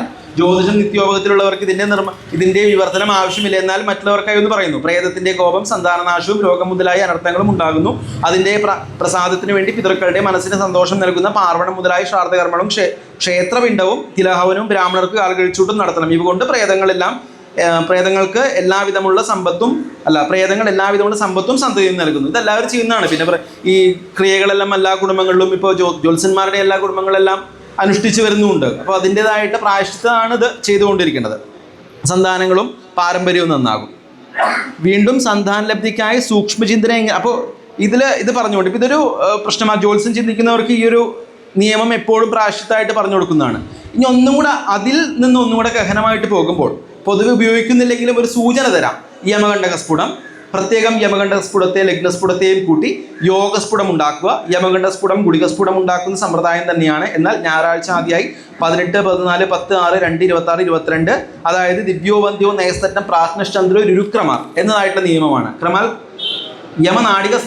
യമകണ്ഠകനാട്യാസ്യു സൂര്യവാദിത ക്രമാൽ ഗുളികനുണ്ടാക്കുന്ന നിയമം തന്നെയാണ്. അതിൽ നാഴിക മാത്രമേ വ്യത്യാസമുള്ളൂ. അങ്ങനെ ഈ യമകണ്ഠകസ്ഫുടവും ലഗ്നസ്ഫുടവും കൂട്ടിയാൽ ഒരു യോഗസ്ഫുടം കിട്ടും. അതുപോലെ ആരൂഢസ്ഫുടവും യമകണ്ഠകസ്ഫുടവും കൂട്ടിയാൽ മറ്റൊരു യോഗസ്ഫുടം കിട്ടും. ഇത് രണ്ടും പ്രധാനമാക്കിയെടുത്തിട്ട് ഇവകൾ കൊണ്ട് ഫലനിർദ്ദേശം ചെയ്യാവുന്നതാണ്. ഇവകൾക്ക് ഊർധ്വമുഖരാശി, ഊർധ്വോദയരാശി, ഓജരാശി, ശുഭദൃഷ്ടി, ശുഭയോഗം എന്നിവ വന്ന് സന്താന ലാഭം ഉണ്ടാകുന്നു. ഇനി ഇവകൾക്ക് പൃഷ്ഠോദയരാശി, അധോമുഖരാശി, യുഗ്മരാശി, നപുംസക ഗ്രഹയോഗം, ദൃഷ്ടി, പാപയോഗം, പാപദൃഷ്ടി എന്നിവകളുണ്ടായാൽ സന്താന ലബ്ധി ഉണ്ടാകുന്നതല്ല. ഇങ്ങനെയുള്ളതായിട്ട് കാര്യങ്ങൾ പറയുമ്പോൾ എളുപ്പത്തിൽ ചിന്തിക്കാവുന്നതാണ്. യമകണ്ഠകസ്ഫുടം ഉണ്ടാക്കാനൊക്കെ വളരെ ഈസിയാണ്, വളരെ എളുപ്പത്തിൽ ഉണ്ടാക്കാം. അപ്പോൾ അതുകൊണ്ടൊരു ചിന്ത നടത്തും. ഇതൊന്നുകൂടെ സൂക്ഷ്മമായിട്ട് നമുക്ക് ഫലങ്ങൾ കിട്ടും. ഇനി ലഗ്നസ്ഫുടത്തെ 5 പെരുക്കി യമകണ്ഠകസ്ഫുടം കൂട്ടിയാൽ സന്താന ഗുരുവാകുന്നു. ഇതിന് നവദോഷങ്ങളും മറ്റും വരുന്നതും പ്രായശ്ചിത്തത്തിനു ശേഷം മാത്രമുള്ള സന്താന ലബ്ധിയെ ചെയ്യുന്നു. യമകണ്ഠസ്ഫുടവും അതിൽ നിന്ന് സന്താന ഗുരുവിനുണ്ടാക്കിയിട്ട് ഇങ്ങനൊരു ചിന്ത. നവദോഷം എന്ന് പറഞ്ഞാൽ എല്ലാവർക്കും അറിയാലോ. നവദോഷങ്ങൾ 9 ദോഷങ്ങൾ പറഞ്ഞ് ഗുളികോ വിഷ്ടികണ്ണാന്തം വിശോഷ്ണേകാർകളാമി വർജ സാർപ്പശിരോ ലാഡോ വൈദ്യുതം ച സുകർമ്മസു. ഈ ദോഷങ്ങളാണ്. ഇതൊക്കെ വരുന്നു എന്നുള്ള എളുപ്പത്തിൽ കണ്ടെത്താനായിട്ട് സാധിക്കും. എല്ലാ പ്രശ്നങ്ങളിലും മുഹൂർത്തത്തിലും നമ്മൾ ചിന്തിക്കുന്ന നിയമങ്ങളാണ് ഇതെല്ലാം. ഇനി സന്താനകാലത്തെ കുറിച്ച് പറയുന്നു. ഇത് ആധാര ലഗ്നത്തിൽ നിന്ന് വ്യതിചലിച്ച വിഷയമാണ്. എന്നാലും നഷ്ടജാതകത്തിൽ ഉപയോഗിക്കുവാൻ സാധ്യതയുള്ളൊരു വിഷയം മാത്രമായതുകൊണ്ട് ചുരുക്കി പറയാം. നഷ്ടജാതകം എല്ലാവർക്കും ചിന്തിക്കാൻ ആഗ്രഹമുള്ളൊരു വിഷയമാണ്. കൃത്യമായിട്ടുള്ള ഫലങ്ങൾ പലതിലൂടെയും പോയപ്പോൾ എല്ലാവർക്കും മനസ്സിലാകാൻ അല്ലെങ്കിൽ എളുപ്പം തോന്നിയ ഒരു നിയമം മാത്രം പറയുന്നു. വേഗം പറയാം. ഉദയലഗ്നത്തിൻ്റെ ദ്വാദശാംശക രാശിയുടെ 5ാം രാശ്യാധിപൻ ആരുടത്തിൽ നിൽക്കുമ്പോൾ പ്രഷ്ടാവിന് 1 കൊല്ലത്തിൽ സന്താന ലബ്ധി ഉണ്ടാകുന്നു. ആരുടത്തിൽ നിന്ന് 6 രാശിക്ക് താഴെയാണെങ്കിൽ അത് എത്രാമത്തെ ഭാവമാണോ അത്രയും കൊല്ലത്തിന് ശേഷം സന്താന ലബ്ധി ഉണ്ടാകും. 6, 8, 12 എന്ന ഭാവങ്ങളിൽ നിന്നാൽ സന്താന ലബ്ധി ഉണ്ടാകുന്നതല്ല. അപ്പോൾ ദ്വാദശാംശക രാശിയുടെ 5ാം രാശിയാധിപൻ അത്ര ചിന്തിക്കും. ദ്വാദശാംശക രാശിയുടെ അതിൻ്റെ 5ാം ഭാവാധിപൻ, 5ാം ഭാവം സന്താനത്തെ ചിന്തിക്കുന്നു. ദ്വാദശാംശക രാശിയുടെ 5ാം ഭാവാധിപൻ എത്രാമത്തെ രാശി നിൽക്കുന്നുവോ അത്രാമത്തെ രാശിക്ക് ആ രാശിക്ക് തുല്യമായിട്ടുള്ള വർഷത്തിൽ സന്താനം ജനിക്കുന്നു. ഇതിൽ ദോഷം പറഞ്ഞേക്കുന്നത് 6, 8, 12 എന്നുള്ള രാശികൾക്ക് മാത്രമാണ്. ഇതും നല്ലൊരു ചിന്തയായിട്ട് തോന്നി. അതുപോലെ 7, 9, 10, 11 എന്നീ ഭാവങ്ങളിൽ നിന്നാൽ പ്രായശ്ചിത്ത മുഖാന്തരം സന്താന ലബ്ധി ഉണ്ടാകും. ഉദയലഗ്നം യമകണ്ഠകസ്ഫുടം, ആരൂഢസ്ഫുടം, യമകണ്ഠസ്ഫുടം ഇങ്ങനെ 2 ഉണ്ടാക്കാൻ നേരത്തെ പറഞ്ഞു. എന്നീ യോഗസ്ഫുടങ്ങളിൽ വ്യാഴം സഞ്ചരിക്കുന്ന കാലത്തിലും സന്താന ലബ്ധി ഉണ്ടാകും. നേരത്തെ പറഞ്ഞു വ്യാഴത്തിനാണ് ഏറ്റവും പ്രാധാന്യം. ഏതൊരു വിഷയത്തിലും സന്താനത്തെ പോലും ചിന്തിക്കേണ്ടത് വ്യാഴത്തെ കൊണ്ടാണെന്ന് പറഞ്ഞിട്ടുണ്ട്. പിന്നെ ഏതൊരു വിഷയത്തിൻ്റെയും പ്രാപ്തി വ്യാഴത്തെ കൊണ്ട് ചിന്തിക്കാം. അപ്പോൾ വ്യാഴം വരുന്ന സമയത്തിലും ഈ ഒരു ഗുണം പറഞ്ഞിട്ടുണ്ട്. ഗർഭസ്ഥ ശിശുവിൻ്റെയും മാതാവിൻ്റെയും പിതാവിൻ്റെയും ഗുണദോഷങ്ങൾ വേഗം പറഞ്ഞു പോകാം. ഇതേ യമകണ്ഠകസ്ഫുടവും ഉപയോഗിച്ച് ഇതേ യമകണ്ഠകസ്ഫുടം ഉദയസ്ഫുടം കൂട്ടി യോഗസ്ഫുടം രാശി ലഗ്നമായി എടുക്കുക. ഇപ്പം നേരത്തെ പറഞ്ഞ യമകണ്ഠകസ്ഫുടം ഇതും കൂട്ടി അത് ലഗ്നമായി കൽപ്പിച്ചിട്ട് ലഗ്നവും ചന്ദ്രനവും മാതാവിൻ്റെ ഗുണദോഷങ്ങൾ എടുക്കാം. ആ കിട്ടുന്നൊരു ലഗ്നം ഉണ്ടാവില്ല, ഈ യോഗസ്ഫുടങ്ങൾക്ക് കിട്ടുന്ന ലഗ്നം, അതിനെയും ചന്ദ്രനെയും മാതാവിൻ്റെ ഗുണദോഷാദികളെ ചിന്തിക്കുവാൻ സഹായിക്കും. അതിൽ നിന്ന് 7ാമത്തെ രാശിയും സൂര്യനും പിതാവാകുന്നു. ഇനി ഗർഭസ്ഥ ശിശുവിനെ ചിന്തിക്കുന്നത് വ്യാഴത്തെ കൊണ്ടുമാകുന്നു. ഈ വസ്തുക്കളുടെ ഗുണദോഷാദികൾ അനുസരിച്ച് ഗർഭസ്ഥ ശിശു മാതാവ് പിതാവ് എന്നിവരുടെ ഗുണദോഷാദികൾ ചിന്തിക്കാവുന്നതാണ്. അപ്പോൾ ഇതും വളരെ എളുപ്പത്തിൽ ഉപയോഗിക്കാവുന്നതാണ്. ഇനി ഇതിൽ നിന്ന് മറ്റു വിഷയങ്ങൾ ചിന്തിക്കാം. നമുക്കിപ്പോൾ പ്രശ്നമാർഗത്തിൽ യൂനസ്തേ കുജപാനജോ ഗന്ധുജസ്യാദാം തയോഹ എന്നുള്ളതായിട്ടുള്ള നിയമം ഉപയോഗിച്ച് ഇവിടെ ചൊവ്വയുടെയോ ശനിയുടെയോ ബന്ധം വരുമ്പോൾ ഇവിടെ സന്താനങ്ങൾക്ക് ദോഷമുണ്ടാകുന്നു, അല്ലെങ്കിൽ ഇത് മാതാവ് പിതാവ് എന്നിവർക്കും ദോഷം കൽപ്പിക്കാൻ ഈ നിയമത്തെ കൊണ്ട് പറ്റും.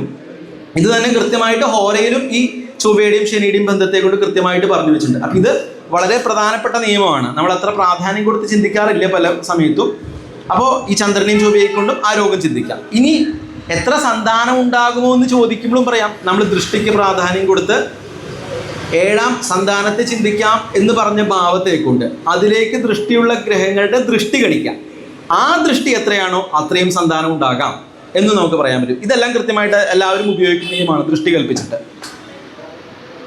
അപ്പോൾ ഇങ്ങനെ എല്ലാ രീതിയിലും സന്താന ജനനത്തെക്കുറിച്ച് പറഞ്ഞു. ഇനി ഒരു കാര്യം, അപ്പോൾ സന്താനം എങ്ങനെ ജനിക്കും, സന്താനം ജനിക്കാനുള്ള പ്രാപ്തിയെക്കുറിച്ചും മറ്റും പറഞ്ഞു പോയിട്ട് ഒരു സന്താനം ജനിച്ചാൽ ഉണ്ടാകാവുന്ന ലക്ഷണങ്ങൾ നമുക്കിതിനെ ഘടിപ്പിച്ചിട്ട് ഓരോ സമയത്തും ഈ സന്താന പുഷ്ടിയെക്കുറിച്ച് പണ്ടെല്ലാം ഒരു അമ്മ വന്ന് എൻ്റെ ഗർഭം ഏതവസ്ഥയിലാണെന്ന് ചോദിച്ചാൽ നിമിത്തം കൊണ്ട് പ്രധാനപ്പെട്ട് അല്ലെങ്കിൽ ആ ഗ്രഹസ്ഥിതി മനസ്സിൽ തട്ടുന്ന സമയത്ത് തന്നെ ഫലം പറയുന്ന ആചാര്യന്മാരുണ്ടായിരുന്ന അല്ലെങ്കിൽ പണ്ഡിതന്മാരുണ്ടായിരുന്ന കാലഘട്ടമാണ്. അപ്പം അതിലേക്ക് ഉപയോഗിക്കാവുന്നൊരു നിയമം കലലഘനാങ്കുരസ്തി ചർമാങ്കജ ചേതനദാഹ സിതകുജ ജീവസൂര്യചന്ദ്ര അർക്കുദാഹ പരത ഉദയപചന്ദ്ര സൂര്യനാഥാഹ ക്രമശോഗതിതാ ഭവതി ശുഭാശുഭം ച മാസാധിപതേ സദൃശം. ഒന്നാം മാസം ശുക്ലശ്രോണിത മിശ്രീഭാവത്തിൻ്റെ മാസമാണ്. അവിടെ ശുക്രനാണ് അധിപൻ. 2ാം മാസത്തെങ്കിൽ ഇതുക്കൾ ഘനീഭവിക്കുന്നു. ഈ ശുക്ലവും അണ്ഡവുമായി സങ്കലനം ചെയ്ത് ഘനീഭവിക്കുന്നു. അവിടെ കുജനാണ് അധിപൻ. 3ാം മാസത്തെങ്കിൽ ഹസ്തം തുടങ്ങിയ അവയവങ്ങൾ ഉണ്ടാകുന്നു. അവിടെ വ്യാഴമാണ് അധിപൻ. 4ാം മാസം അസ്ഥികൾ ഉണ്ടാകുന്നു. അവിടെ ചന്ദ്രനാണ് അധിപൻ. 6ാം മാസം രോമം ഉണ്ടാകുന്നു. അവിടെ ശനിയാണ് അധിപൻ. 7ാം മാസം ജ്ഞാനം. അവിടെ ബുധനാണ് അധിപൻ. 8ാം മാസം വിഷപ്പും ദാഹവും ഉണ്ടാകുന്നു. അവിടെ ലഗ്നാധിപനാണ്. പിന്നെ 8 തൊട്ട് ലഗ്നാധിപനാണ്. 9ാം മാസം ഗർഭമുണ്ടാകാനുള്ളതായിട്ടുള്ള ഉദ്യോഗം ഉണ്ടാകുന്നു. അതായത് അതിൻ്റെതായിട്ടുള്ള വേദനകളും മറ്റു വിഷയങ്ങളും ഉണ്ടാകുന്നു. അത് ചന്ദ്രനാണ് അധിപൻ. 10ാം മാസം പ്രസവം ഉണ്ടാകുന്നു. അവിടെ സൂര്യനാണ് അധിപൻ. അപ്പം ഇതുകൊണ്ടും ചിന്തിക്കാം. ഈ ഗ്രഹങ്ങളുടെ സ്ഥിതികളനുസരിച്ച് കൃത്യമായിട്ട് നമുക്ക് ചിന്തിച്ച് മനസ്സിലാക്കാവുന്നതാണ്.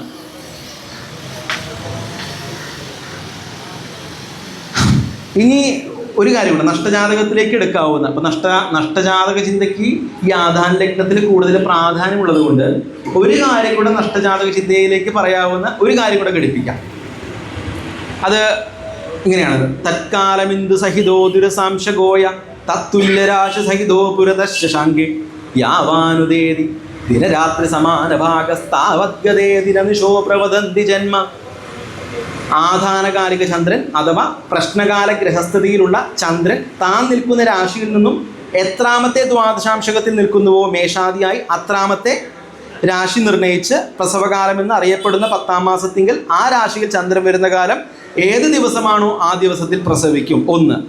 ആധാനകാലികനായ ചന്ദ്രൻ്റെയോ പ്രശ്നകാല ചന്ദ്രൻ്റെയോ ദ്വാദശാംശകം എത്രാമത്തെ രാശിയായി വരുന്നുവോ ആ രാശിയിൽ നിന്നും തുടങ്ങി അത്രാമത്തെ രാശിയിൽ 10ാം മാസത്തിൽ ചന്ദ്രൻ വരുന്ന കാലം പ്രസവിക്കും. 2. വേറെ ഗ്രന്ഥത്തിൽ നിന്ന് ആധാനകാലിക ചന്ദ്രൻ എത്രാമത്തെ ദ്വാദശാംശകത്തിൽ നിൽക്കുന്നു ആ രാശിയിൽ ചന്ദ്രൻ 10ാമത്തെ മാസം വരുന്ന ദിവസം പ്രസവിക്കും. ഇങ്ങനെ 3 രീതിയിൽ, അതായത് നമ്മളെടുത്തിട്ട് ചന്ദ്രൻ്റെയോ ആധാന ലഗ്നത്തിൻ്റെയോ ദ്വാദശാംശകം കണ്ടിട്ട് ഈ ദ്വാദശാംശകം എത്രാമത്തെ രാശിയിൽ നിൽക്കുന്നുവോ, ചന്ദ്രനിൽ നിന്നോ ആ ലഗ്നത്തിൽ നിന്നോ എത്രാമത്തെ രാശിയിൽ നിൽക്കുന്നുവോ ആ രാശിയെങ്കിൽ സ്ത്രീയുടെ 10ാം മാസത്തെങ്കിൽ ആ രാശിയിൽ ചന്ദ്രൻ സഞ്ചരിക്കുന്ന കാലഘട്ടത്തിൽ പ്രസവം നടക്കുമെന്ന് പറയാം. 1. പിന്നീട് പറഞ്ഞത് എത്രാമത്തെ ദ്വാദശാംശകത്തിലാണോ നിൽക്കുന്നത് അത്രാമത്തെ ദ്വാദശാംശകം മേടരാശിയിൽ നിന്ന് തുടങ്ങിയിട്ട് ആ രാശിയെങ്കിൽ ചന്ദ്രൻ വരുന്ന കാലഘട്ടത്തിൽ എടുക്കാം. പിന്നെ 3ാമത് പറഞ്ഞിട്ടുള്ളത് ഒന്നുമില്ല, എത്രാമത്തെ ദ്വാദശാംശകത്തിലാണോ നിൽക്കുന്നത് ഇനി ആ കിട്ടിയ ദ്വാദശാംശകത്തിൽ നിന്ന് അത്രാമത്തെ ദ്വാദശാംശക രാശിയിൽ ചന്ദ്രൻ വരുന്ന കാലഘട്ടത്തിലും ഗർഭം സംഭവിക്കും, അതായത് പ്രസവിക്കും. അപ്പം ഇങ്ങനെ 3 ചിന്തകൾ പറഞ്ഞിട്ട് അപ്പം അതിനൊന്നും കൂടെ നമുക്ക് ചിന്തിച്ചു കഴിഞ്ഞാൽ ഈ ബലമംശകർഷകയോ എന്ന ഹോരാ പ്രമാണവശാൽ ബലയോഗം എന്നത് ബലയുക്തിയാണെന്നും അധിക ബലമുള്ളത് ബലഹീനമായതിനെ ബാധിക്കുകയും ബലത്തിലെത്തുകയും ചെയ്യുന്നു. എപ്പോഴും ഉപയോഗിക്കുന്ന നിയമമാണ്, അംശകത്തിലാണ് പ്രാധാന്യം എല്ലാം പറഞ്ഞിട്ട്. ഹിന്ദുവിൻ്റെ നവാംശക രാശിയെ ഹിന്ദു എന്ന പോലെ കണ്ടുകൊണ്ട് അതിൻ്റെ ദ്വാദശാംശക രാശിക്ക് ഏത് രാശിയാണോ ആ രാശിയിൽ ചന്ദ്രൻ വരുന്ന ദിവസം പ്രസവം നടക്കും. ഹിന്ദുവിൻ്റെ നവാംശക രാശിയുടെ ദ്വാദശാംശകം എത്രാമത്തെ രാശിയാണോ അതിൽ നിന്നും അത്രാമത്തെ രാശിയിൽ 10-ാം മാസത്തിൽ ചന്ദ്രൻ വരുന്ന ദിവസം പ്രസവിക്കും. ചന്ദ്രൻ്റെ നവാംശകം ദ്വാദശാംശകം എത്രാമത്തെ രാശിയാണോ മേഷാദിയായി എത്രാമത്തെ രാശിയിൽ ചന്ദ്രൻ 10-ാം മാസം വരുന്ന കാലഘട്ടം പ്രസവിക്കും. ഒന്നുമില്ല, നേരത്തെ ചന്ദ്രനെയും ആദാന ലഗ്നത്തെ എടുത്തു കൊടുത്ത് നവാംശകത്തെ എടുക്കുക, അതിൻ്റെ ദ്വാദശാംശകത്തെ എടുക്കുക. ഇനി നവനവാംശകത്തെ എടുക്കുക, അതിൻ്റെ ദ്വാദശാംശകത്തെ എടുക്കുക. ഇങ്ങനെയുള്ളതായിട്ട് 2 പദ്ധതികൾ കൂടെ ചിന്തിച്ചാൽ ഇതൊന്നുകൂടെ സൂക്ഷ്മമായിട്ട് നമുക്ക് എടുക്കാൻ പറ്റും. ഇതെല്ലാം ചിന്തിക്കുന്ന രീതികളാണ് ഏത് പ്രശ്നത്തിലും. ഈ നവാംശകസ്തു പ്രഥമം പശ്ചാൽ നവാംശക ദ്വാദശാംശകശ്ച ദ്വാദശാംശസ്തത പരം. ഇങ്ങനെയുള്ളതായിട്ട് 4 വിധത്തിലുള്ള ചിന്ത എല്ലാ പ്രശ്നത്തിലും ചിന്തിക്കുന്നതാണ്. നവാംശകം എടുക്കാനായിട്ട് 9 കൊണ്ട് ഗുണിക്കുക, അതിൻ്റെ ദ്വാദശാംശകം എടുക്കാനായിട്ട് അതിനെ 12 കൊണ്ട് ഗുണിക്കുക, ഇത് പിന്നെ രാശി 12-ൽ കൂടുതലാണെങ്കിൽ ഹരിച്ച് കളയും. ഇതെല്ലാം ഈസി ആയിട്ടുള്ളതാണ്. പക്ഷെ ഗണിച്ച് ചിന്തിക്കാവുന്നത് വളരെ സ്പഷ്ടമായിട്ടുള്ള നിയമത്തിലേക്ക് എത്തും. ഇങ്ങനെ 4 വിധം സ്ഫുടങ്ങൾ ഉണ്ടാക്കിയിട്ടാണ് പൊതുവെ ഫലാന്തരജ്ഞാനത്തിനായി ബന്ധത്തെ നിരൂപണം ചെയ്യുന്നത്. ആദാന ലഗ്നത്തിൽ നിന്നോ പ്രശ്നസമയത്തിൽ നിന്നോ ഉദയലഗ്നത്തിൽ നിന്നോ അഥവാ ആരൂഢ സ്ഫുടത്തിൽ നിന്നോ എത്രാമത്തെ ത്രംശാംശകം ഗതമായിട്ടുണ്ടോ അത്ര അംശം ഗതമാകുമ്പോൾ അത്ര നാഴിക എത്തുമ്പോൾ പ്രസവിക്കും. ലഗ്നം ദിനരാശിയാകുമ്പോൾ പകലെന്നും ലഗ്നം നിശാരാശിയാകുമ്പോൾ രാത്രി എന്നും നിർണ്ണയിക്കാം. പ്രശ്നകാലചന്ദ്രൻ്റെ ദ്വാദശാംശകത്തിൽ നിന്നും കിട്ടുന്ന നക്ഷത്രം പ്രസവ നക്ഷത്രമാണെന്ന് പറയും. ഇതൊക്കെ വളരെ എളുപ്പത്തിൽ മനസ്സിലാകും. ഞാൻ പറഞ്ഞു പോകുന്നു. നക്ഷത്രം ഗണിക്കാനും സമയം ഗണിക്കാനും പകലാണോ രാത്രിയാണെന്നുള്ള നഷ്ടജാതകത്തിൽ ചിന്തിക്കുന്ന ഒരു പദ്ധതിയാണ്. ശരിക്കും പറഞ്ഞത് കൃത്യമായിട്ട് ഉപയോഗിച്ചാൽ നമുക്ക് വളരെ ഗുണമുണ്ടാകുന്നതാണ്. അനുഭവമുണ്ട്.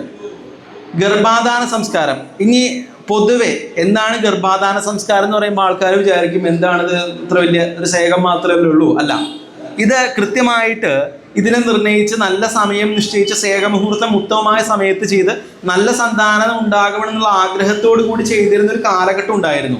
വധൂവരന്മാർ ഭാര്യാഭർത്തൃ പദവിയിലേക്ക് പദാർപ്പണം ചെയ്യുന്ന സംസ്കാരമാണിത്. ജന്തു സഹജമായ കാമം പ്രേമാത്മകമാക്കി ധാർമ്മിക ഭാവങ്ങളാൽ സ്വയം നിയന്ത്രിതനായി സത്സന്താന ലാഭോദ്ദേശപൂർവം ഈ സംസ്കാര കർമ്മം ചെയ്യണം.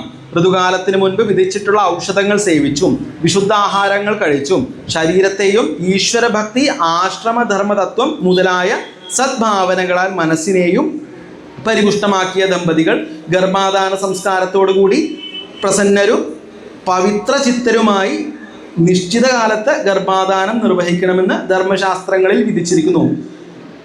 മനുസ്മൃതി പ്രകാരം സ്ത്രീ രജസ്വലയാകുന്ന നാൾ തൊട്ട് 16 ദിവസങ്ങളാണ് ഋതുകാലം. ഇതിൽ ആദ്യത്തെ 4 ദിവസങ്ങൾ ബാഹ്യാഭ്യന്തരമായ പല കാരണങ്ങളാലും ഗർഭാധാനത്തിന് നിഷിദ്ധങ്ങളാണ്. ആ ദിവസങ്ങളിൽ സ്ത്രീയെ പുരുഷൻ സ്പർശിക്കുവാൻ പോലും പാടില്ലെന്നു മാത്രമല്ല അവൾ സ്പർശിച്ച ഭക്ഷണ പദാർത്ഥങ്ങൾ കഴിക്കുകയും അരുത്.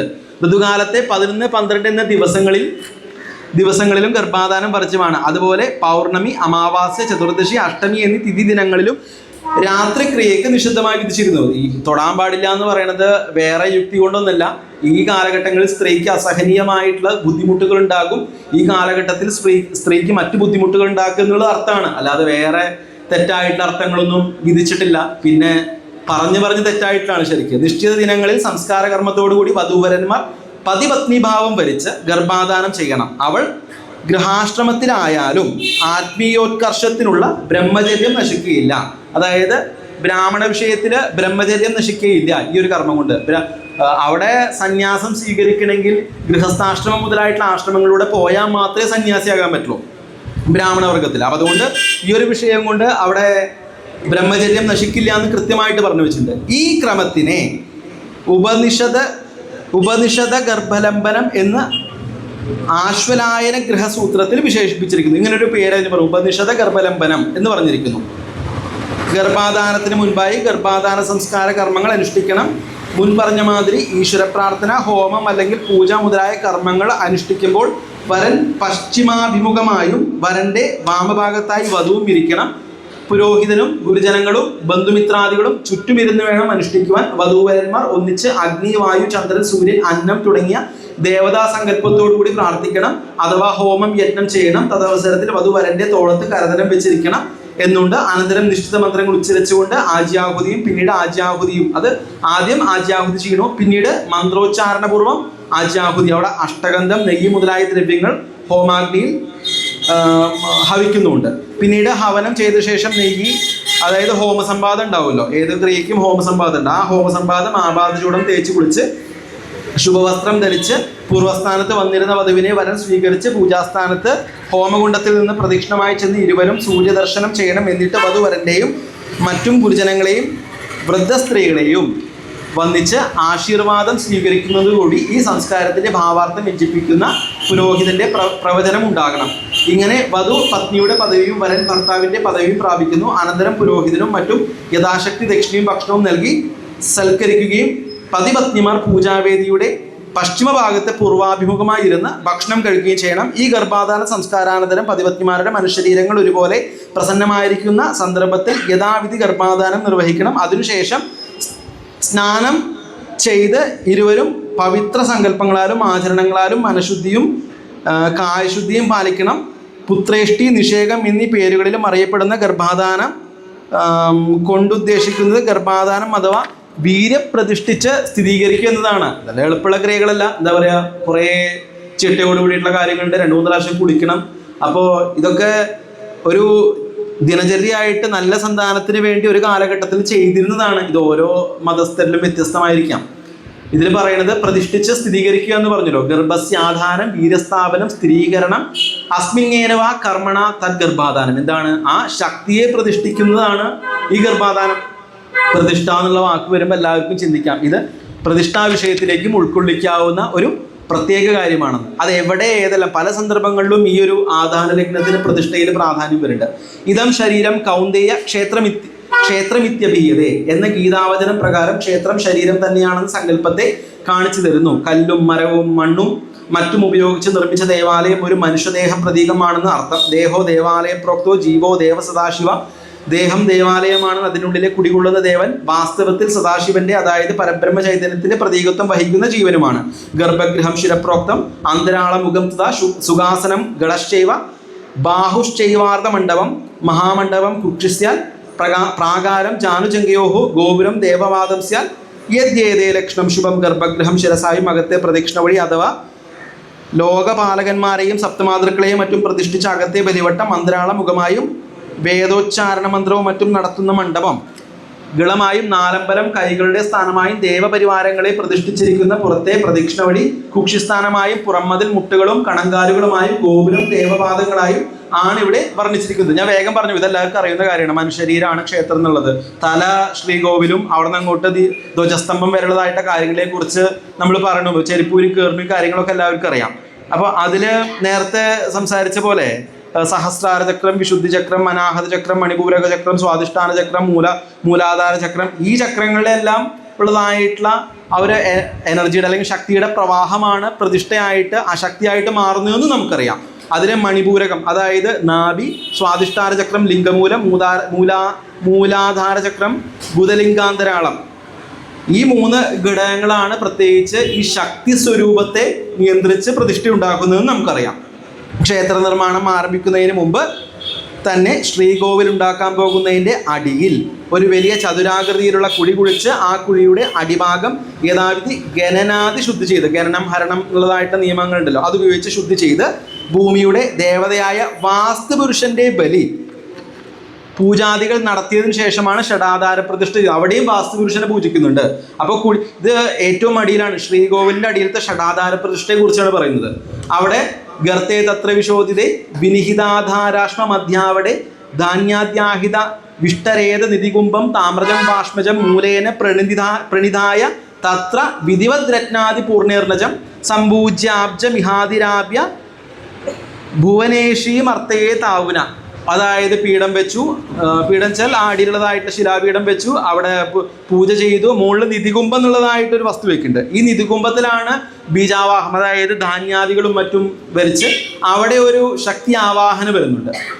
മുൻ പറഞ്ഞ വിധം പരിശുദ്ധമാക്കിയിരിക്കുന്ന ആ ഗർത്തത്തിങ്കൽ ആധാരശിലയെ വെച്ചു അതിൻ്റെ മധ്യത്തിലുള്ള കുടിയിൽ ധാന്യാദികളെ കൊണ്ട് ഉണ്ടാക്കിയിരിക്കുന്ന പീഠത്തിന്മേൽ ചെമ്പ് കൊണ്ട് ശില കൊണ്ടോ ഉണ്ടാക്കിയതും രത്നകനകാദികൾ നിറച്ചതുമായ നിധികുംഭത്തെ മൂലമന്ത്രം ജപിച്ച് അതിനുമീതെ ശില കൊണ്ടുണ്ടാക്കിയ താമരപ്പൂവിനെ ലിപി പങ്കജ പൂജ ചെയ്ത് തന്മധ്യ ശക്തിബീജത്തെ ആരാധിച്ച് താഴെ പറയുന്ന മന്ത്രം കൊണ്ട് പ്രാർത്ഥിക്കുന്നു.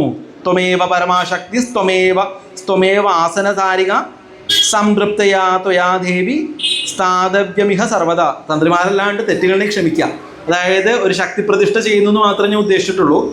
സൂക്ഷ്മ ശരീരത്തിൻ്റെ ഏറ്റവും താഴത്തെ അവയവവിശേഷമാണല്ലോ മൂലാധാര ചക്രം. മേൽപ്പറഞ്ഞ ചതുരാകൃതിയിലുള്ള ആധാരശില പൃഥ്വി തത്വത്തെ, പ്രധാനമായ മൂലാധാരത്തെയാണ് പ്രതിനിധാനം ചെയ്യുന്നത്. ശില കൊണ്ടുണ്ടാക്കിയത് തന്നെ പൃഥ്വി തത്വദ്യോതകമാണ്. കൂടാതെ പൃഥ്വി തത്വത്തിൻ്റെ പ്രതീകാത്മക തത്വമുള്ള ചതുരഷ്ട്ര രൂപത്തിലാണ് ഇതിനെ നിർമ്മിച്ചിട്ടുള്ളത്. അതിൻ്റെ ചതുരഷ്ട്ര രൂപം ഭൂമിയാണ് സങ്കല്പിച്ചേക്കുന്നത്. അതിൻ്റെ നടുക്കും ഒരു കുഴി ഉണ്ടായിരിക്കും. ആ കുഴിയിൽ നിറച്ച ധാന്യാദികളെ കൊണ്ടും ഒരു പീഠം ഉണ്ടാക്കി ആ പീഠത്തിന്മേൽ സ്വസ്തിക പത്മമോ അഷ്ടതലമോ പത്മമോ എഴുതി അതിനെ പൂജിച്ച ശേഷമാണ് നിധികുംഭത്തെ സ്ഥാപിക്കേണ്ടത്. ഈ നിധികുംഭത്തിൽ നിന്നും അല്ലെങ്കിൽ ഷടാധാരത്തിൽ നിന്നും ബിംബത്തിലേക്ക് ശക്തി പ്രവാഹമുണ്ട്. ഇതിൽ ഈ ബീജാവാഹന എന്നൊക്കെ പറയുമ്പോൾ അതിൽ ഈ ധാന്യാദികളും വിലപിടിപ്പുള്ള വസ്തുക്കളൊക്കെ ഉണ്ട്. ഈ ധാന്യാദികൾ ഇടുന്നത് തന്നെ ഈ ബീജസ്വരൂപമായിട്ടാണ് ഇത്ര ഇതിലിടുന്നത്. ഈ ശക്തി എന്നും ഇതിൽ നിന്ന് പ്രവഹിക്കും എന്നുള്ളതായിട്ടൊരു സങ്കല്പം അതിലുണ്ട്. ഈ മുള വെച്ച് ഉള്ളതായിട്ടുള്ള കലശാദികളും വിഷയങ്ങളൊക്കെ ഇതിന് തന്നെയാണ് സൂചിപ്പിക്കുന്നത്. വീണ്ടും ശക്തിയെ പകർന്നു എന്നുള്ളതാണ്. തറയിൽ ഇത്രയും കഴിഞ്ഞ ശേഷം പ്രാസാദം എന്ന പ്രധാന ശ്രീകോവിലിൻ്റെ നിർമ്മാണത്തിനുള്ള പ്രാരംഭമായി. ഷടാധാരത്തിൻ്റെ കാര്യങ്ങൾ കഴിഞ്ഞു. പ്രാസാദം ശ്രീകോവിൽ നിർമ്മിക്കുന്ന പ്രാരംഭമായി. ഒരു തരത്തിൽ പറയുകയാണെങ്കിൽ ഈ ശ്രീകോവിൽ തന്നെയാണ് ദേവന്റെ സ്ഥൂല ശരീരമായി വർത്തിക്കുന്നത്. അതിൻ്റെ വിശദാംഗങ്ങളായ പാതുകം, ജഗതി, കുമുദം, പടി, ഗളം, വാചനം എന്നിവയ്ക്ക് കാല്, അരക്കെട്ട്, നെഞ്ച്, ഗളം എന്നിവയുടെ സാദൃശ്യം ഇവിടെ പ്രസക്തമാണ്. ഈ മനുഷ്യ ശരീര പ്രതീകത്തെ പ്രസവിക്കുക എന്ന പ്രക്രിയയാണ് ശില്പിയുടെ ശ്രീകോവിൽ നിർമ്മാണം. ആ ശില്പിയും അവിടെ ഒരു പ്രസവം തന്നെയാണ് നടത്തുന്നത്. ഈ ക്ഷേത്രപുരുഷ ശരീരത്തിൻ്റെ മാതൃത്വം വഹിക്കുന്നത് ഭൂമിദേവിയാണ്.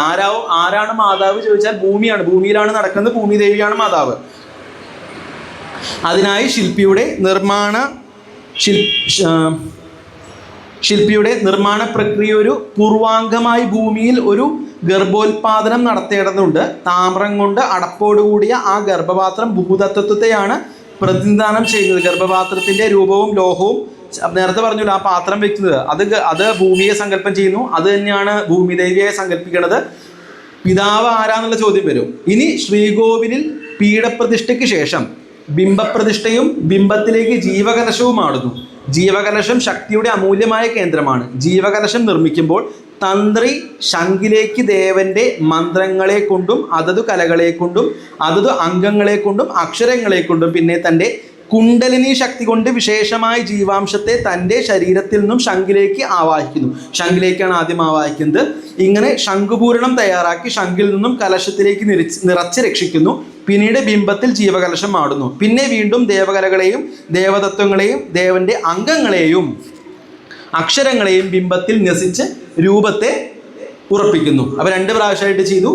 ഈ ജീവാവാഹന തന്ത്രിയുടെ ജീവകലകളെ കൊണ്ട് അല്ലെങ്കിൽ ജീവന്റെ ശക്തിയുടെ അംശത്തെ കൊണ്ട് ആയതിനാൽ ദേവൻ തന്ത്രിയിൽ നിന്നും ജനിച്ച പുത്രൻ ആകുന്നു. ഇത് ആധാന ലഗ്നത്തിന് സമാനമാണ്. അപ്പോൾ ഇങ്ങനെയാണ് തന്ത്രിയും ദേവനുമായിട്ടുള്ള പിതൃ സന്താന ബന്ധം വരണത്. ഇങ്ങനെയാണ് ശരിക്കും. അവിടെ തന്ത്രിയുടെ ശക്തി കൊണ്ട് അല്ലെങ്കിൽ തന്ത്രിയുടെ ബീജമാകുന്ന ശക്തി കൊണ്ട് ജനിച്ചതായതുകൊണ്ടാണ് ഇവിടെ മകനും അച്ഛനും തമ്മിലുള്ളതായിട്ടുള്ള ബന്ധം വരുന്നത്. പ്രതിഷ്ഠ കഴിഞ്ഞ് 4-ാം ദിവസം വീണ്ടും ഇതേ കാര്യങ്ങൾ ആവർത്തിക്കട്ടെ. ഇത് കലശമാടുക എന്ന് ഈ അവിടെ വീണ്ടും ബ്രഹ്മകലശമാടുണ്ട് 4-ാം ദിവസം. ഈ ബ്രഹ്മകലശത്തിൽ ജീവാംശത്തെ ആവാഹിക്കുന്നു. ഈ ആവാഹന 3-ാം ദിവസമാണ് ചെയ്യണത്. എന്നിട്ട് കലശത്തിൽ രക്ഷിക്കുന്നു. നവീകരണ സമയത്തും പീഠപ്രതിഷ്ഠ, ബിംബപ്രതിഷ്ഠ, കുംഭേശകലശം, നിദ്രാകലശം, പിന്നീട് ജീവകലശം ആടുന്നു. അതായത് ബിംബത്തിൽ നിന്നും മുൻപേ കലശത്തിലേക്ക് ദേവചൈതന്യത്തെ ആവാഹിച്ചത്. അതായത് എല്ലാ വർഷവും നവീകരണം വരുമ്പോൾ ഇതിൻ്റെ കേടുപാടുകൾ ഉണ്ടെങ്കിൽ ആദ്യം ഈ ബിംബത്തിൽ നിന്നും കലശത്തിലേക്ക് ആവാഹിച്ച് രക്ഷിച്ചു വെക്കണം. വീണ്ടും കേടുപാടുകളെല്ലാം തീർത്തതിന് ശേഷം വീണ്ടും കലശത്തിൽ നിന്ന് ബിംബത്തിലേക്ക് കലശമാടുന്നു. ഇങ്ങനെ രീതി എല്ലാ കാലഘട്ടത്തിലും ചെയ്യുന്നതാണ്. ആധാര പ്രസ്തരകുമ്പോ പത്മഞ്ചക മഠം തഥ നാളി നപുംസകശില ഷടാധാര പ്രകീർത്തിത ലഗ്നാഷ്ടമാത്മജപതി സ്ഫുടയോഗത ദുർഗാദിപാഷ്ടിതപനാദ ബലാബലാച്ച ആധാര ഷട്ക ഗുണദോഷ ബലാനി ബിംബ സ്യാരോഹണക്രമ മുഷ്യന്തി ദേവതായ. ഷടാധാര പ്രതിഷ്ഠയുടെ സ്വഭാവങ്ങളും, ഷടാധാര പ്രതിഷ്ഠ പറഞ്ഞു, ഒരു ജനനം അവിടെ നടന്നു പറഞ്ഞു. ഇതിൻ്റെ ഗുണങ്ങളെ ചിന്തിക്കണ്ടേ? ഷടാധാര പ്രതിഷ്ഠയാണ് എന്ന് കണ്ടാൽ ആ ഷടാധാരങ്ങളുടെ ഗുണദോഷങ്ങൾ ചിന്തിക്കുവാനുള്ള വഴിയാണ് ഇനി പറയുന്നത്. ലഗ്നാധിപൻ, അഷ്ടമാധിപൻ, പഞ്ചമാധിപൻ ഇവരുടെ സ്ഫുടങ്ങൾ ഒരുമിച്ച് ചേർത്ത് ഒരു സ്ഫുടം ഉണ്ടാക്കുക. ഈ സ്ഫുടത്തിൽ നിന്നും ഷഡ്വർഗ്ഗങ്ങൾ വരുത്തി ഓരോ വർഗാധിപന്മാരും നിൽക്കുന്ന രാശിയുടെ അധിപനെ കൊണ്ട് അവരുടെ ബലാബലത്തിനനുസരിച്ച് ഷടാധാരങ്ങളുടെ ഗുണദോഷങ്ങൾ ചിന്തിക്കാം. ദ്രേക്കാണാദികൾ കൊണ്ട് ആധാരശില മുതൽ മേലോട്ടുള്ളവയുടെ ഗുണദോഷാദികളാണ് ചിന്തിക്കേണ്ടത്. ഇനി ഒരു ഷടാധാര പ്രതിഷ്ഠയാണോ ചിന്തിക്കാൻ അത്ര പ്രധാനമല്ലാത്തൊരു നിയമം പറഞ്ഞു പോകാം. ഗുരും ദിനഗതാഹതം തനുപസംയുതം മണ്ഡലാദിശോദ്യ ച തദാത്മരന്ധ്രപയുധം ഹി ബിംബസ്ഫുടം ദൃഗാണമുഖവർഗനാഥബലവൃദ്ധിദോസ്യാലയെ നിവാസനമുദീര്യത ഭഗവതോ ഷടാധാരകം. ഗുരുസ്ഫുടം വെച്ച് ദിനഗത നാളി കൊണ്ട് പെരുക്കി 60-ലും 30-ലും കയറ്റി കിട്ടുന്ന സ്ഫുടത്തിൽ ലഗ്നസ്ഫുടം ചേർത്തി കിട്ടുന്ന 12 രാശി വെച്ച് അതിൽ നിന്നും വാങ്ങി കിട്ടുന്ന സ്ഫുടത്തിൽ 5-ാം ഭാവാധിപന്റെ അഷ്ടമരാശി സ്ഫുടം ചേർത്താൽ കിട്ടുന്ന ബിംബസ്ഫുടമാണ്. പഞ്ചമാധിപൻ തന്നെ അഷ്ടമാധിപനായാൽ രാശിയാധിപത്യ പ്രാധാന്യേന ഇരട്ടിച്ച് ചേർക്കുകയും വേണം. ഈ ബിംബസ്ഫുടത്തിന്റെ ഷഡ്വർഗം വരുത്തി ഓരോ ഗ്രഹങ്ങളുടെയും ബലാബലങ്ങൾ അറിഞ്ഞ് ആയത് പകുതിയിൽ അധികമായി വന്നാൽ ആ ദേവാലയത്തിൽ പ്രതിഷ്ഠ ഷടാധാര പ്രതിഷ്ഠയാണെന്ന് പറയും. ഇത് ഉപയോഗിക്കാമെന്ന് മാത്രം, അത്ര പ്രാധാന്യം ഇല്ലാത്തതുകൊണ്ട് ഇങ്ങനെ വേഗം പറഞ്ഞു പോയത്. പല എല്ലാ ഗ്രന്ഥങ്ങളിലുള്ളതാണ്. നമ്മുടെ ബാലകൃഷ്ണ മാസ്റ്റർ എല്ലാം പുസ്തകത്തിൽ വളരെ വ്യക്തമായിട്ട് അതിനെ വിശദീകരിച്ച് പറഞ്ഞിട്ടുണ്ട്. നപുംസകശിലയുടെ മുകളിൽ ശക്തി ആവാഹിച്ച് പൂജ ചെയ്തിരിക്കുന്ന പീഠത്തെ ശക്തിബീജം കൊണ്ട് പ്രതിഷ്ഠിക്കുന്നു. മണ്ഡപം, മണ്ഡലം, അങ്കുരപാത്രം, അധിവാസഹോമം എന്നിവയുടെ മന്ത്രചൈതന്യത്തെ കലശത്തിലേക്ക് ഉദ്വസിച്ച് ആചാരം പ്രദക്ഷിണമായി ഗർഭഗൃഹത്തിലേക്ക് കലശത്തെ എഴുന്നള്ളിക്കുന്നു. ഗർഭഗൃഹത്തിൽ പൂജാസ്ഥാനത്ത് ഇരുന്ന് ദേഹശുദ്ധ്യാദികൾ ചെയ്ത ആചാര്യൻ പ്രണവമൂല മന്ത്രാദികൾ കൂടി മൂലബിംബത്തിലേക്ക് പരമാത്മാവിനെ ആവാഹിക്കുന്ന ക്രിയയാണിത്. അപ്പോൾ ഇതെല്ലാം നമ്മൾ പ്രശ്നമാർഗത്തിൽ ഇതിനെ പറഞ്ഞു പോയിട്ടുണ്ട്. തത്രോപവിഷ്ട സകളീകൃത ചർച്ചിതാത്മ സംപ്രീണിത സുഗുരുവര്യഗണാദിനാഥ വിപ്രാൻ പ്രതർപ്യത അപരീകവാദിതത്വ മൗഹൂർത്തികോത്തമ സമുക്ത വിവിക്ത ലഗ്നേദേവം പ്രതിഷ്ഠാപീത ശേഷ അധപ്രതിഷ്ഠ സ്നപനാധിനന്തരം സമാചരിൽ സർവസുപർവസുത്സവ തഥോനു സംവത്സര മുക്തവാസര വ്യവസ്ഥയ ചാകിര സമുദാപ്തി. ഇതൊന്നും കൂടുതൽ വിശദീകരണം ആവശ്യമില്ല, എല്ലാവരും നിത്യോപയോഗത്തിലുള്ള വിഷയമാണ് ഇതൊക്കെ. ഈ പ്രതിഷ്ഠാകർമ്മത്തിലൂടെ പ്രപഞ്ചത്തിലെ സർവ്വശക്തികളെയും പ്രസ്തുത ബിംബത്തിലേക്ക് സകളീകരിച്ച് സുമുഹൂർത്തത്തിൽ പീഠോപരിയുള്ള ബിംബത്തെ ആകാശാത്മകമായും പുരുഷാത്മകമായും, ആ ബിംബത്തെ ആകാശാത്മകമായും പുരുഷാത്മകമായും, പീഠത്തെ പ്രകൃതിയാത്മകമായും ഭൂമിയാത്മകമായും, അതായത് ഭൂമിദേവി എന്ന സങ്കല്പമാണെന്ന് പറഞ്ഞല്ലോ, ധ്യാനിച്ച് ആ 2 ശക്തികളെയും ഒന്നിച്ച് ഭക്താനുഗ്രഹത്തിന് വേണ്ടി ഇവിടെ കുടികൊള്ളണമെന്ന് ധ്യാനിച്ച് അതത് പ്രതിഷ്ഠാമന്ത്രങ്ങളും ധ്യാനമന്ത്രങ്ങളും ജപിച്ച് നപുംസകശിലയിലെ നാളം സ്പർശിക്കുമാറ് വെക്കുന്നതാണ് യഥാർത്ഥത്തിലുള്ള പ്രതിഷ്ഠാകർമ്മം. മറ്റൊരു ലളിതമായ വിഷയം, ദേവവിഗ്രഹം പുരുഷനാണെങ്കിൽ പീഠം സ്ത്രീശിലയാകും. ദേവവിഗ്രഹം സ്ത്രീയാണെങ്കിൽ പീഠം പുരുഷശിലയും കൊണ്ട് നിർമ്മിതമായിരിക്കണമെന്നാണ്. ഇത് അത്ര ഉപയോഗിക്കുന്നതല്ല, പക്ഷേ ഈ കല്ലുണ്ടാക്കുന്നതായിട്ടുള്ള ആ ആചാര്യന്മാർ ഇതിനെ നന്നായിട്ട് ഉപയോഗിക്കുന്നുണ്ട്. പലരോടും സംസാരിച്ചപ്പോൾ അവർ പറഞ്ഞത് ഇങ്ങനെ ഉപയോഗിക്കുന്നുണ്ടെന്നാണ്. അവരത് ശ്രദ്ധിച്ചിട്ടാണ് എടുക്കുന്നത് പറഞ്ഞു. ഇത് സഹസ്രാര പത്മത്തിൽ നടക്കുന്ന ശിവശക്തി സംയോഗത്തിൻ്റെ പ്രതീകം തന്നെയാണ്. ശരിക്കും സഹസ്രാര പത്മത്തിൻ്റെ സ്ഥാനത്ത് ശ്രീകോവിലും ദേവപ്രതിഷ്ഠയും ഉള്ളത് അവിടെ നിന്നാണല്ലോ. യോഗശാസ്ത്ര പ്രസിദ്ധമായ അമൃതധാര ഉദ്ഭവിച്ച് താഴേക്ക് വന്ന് ദേഹത്തിലെ 72,000 നാഡികളെയും സേചനം ചെയ്ത് സാധകനെ അമൃതമയമാക്കി തീർക്കുന്നത്. പ്രതിഷ്ഠയ്ക്ക് മുമ്പുള്ള ആദാനക്രിയ ഗർഭാധാന കർമ്മവുമായി പ്രതിഷ്ഠ ജനന സമയവുമായും തുലനം ചെയ്യാവുന്നതാണ്. പ്രതിഷ്ഠയിലെ ആദാനക്രിയ സേകമുഹൂർത്തത്തിന് അനുസൃതമായി നടത്തുന്നു. അതുകൊണ്ട് ആദാനക്രിയ മുഹൂർത്തത്തിനനുസൃതമായി നടത്തിയാൽ തന്നെ എപ്രകാരം സ്ത്രീ പുരുഷ ബന്ധങ്ങളിൽ ഘടകങ്ങൾ സഹായിച്ച് ഉത്തമമായ സന്താന ജനനത്തിന് കാരണമാകുന്നുവോ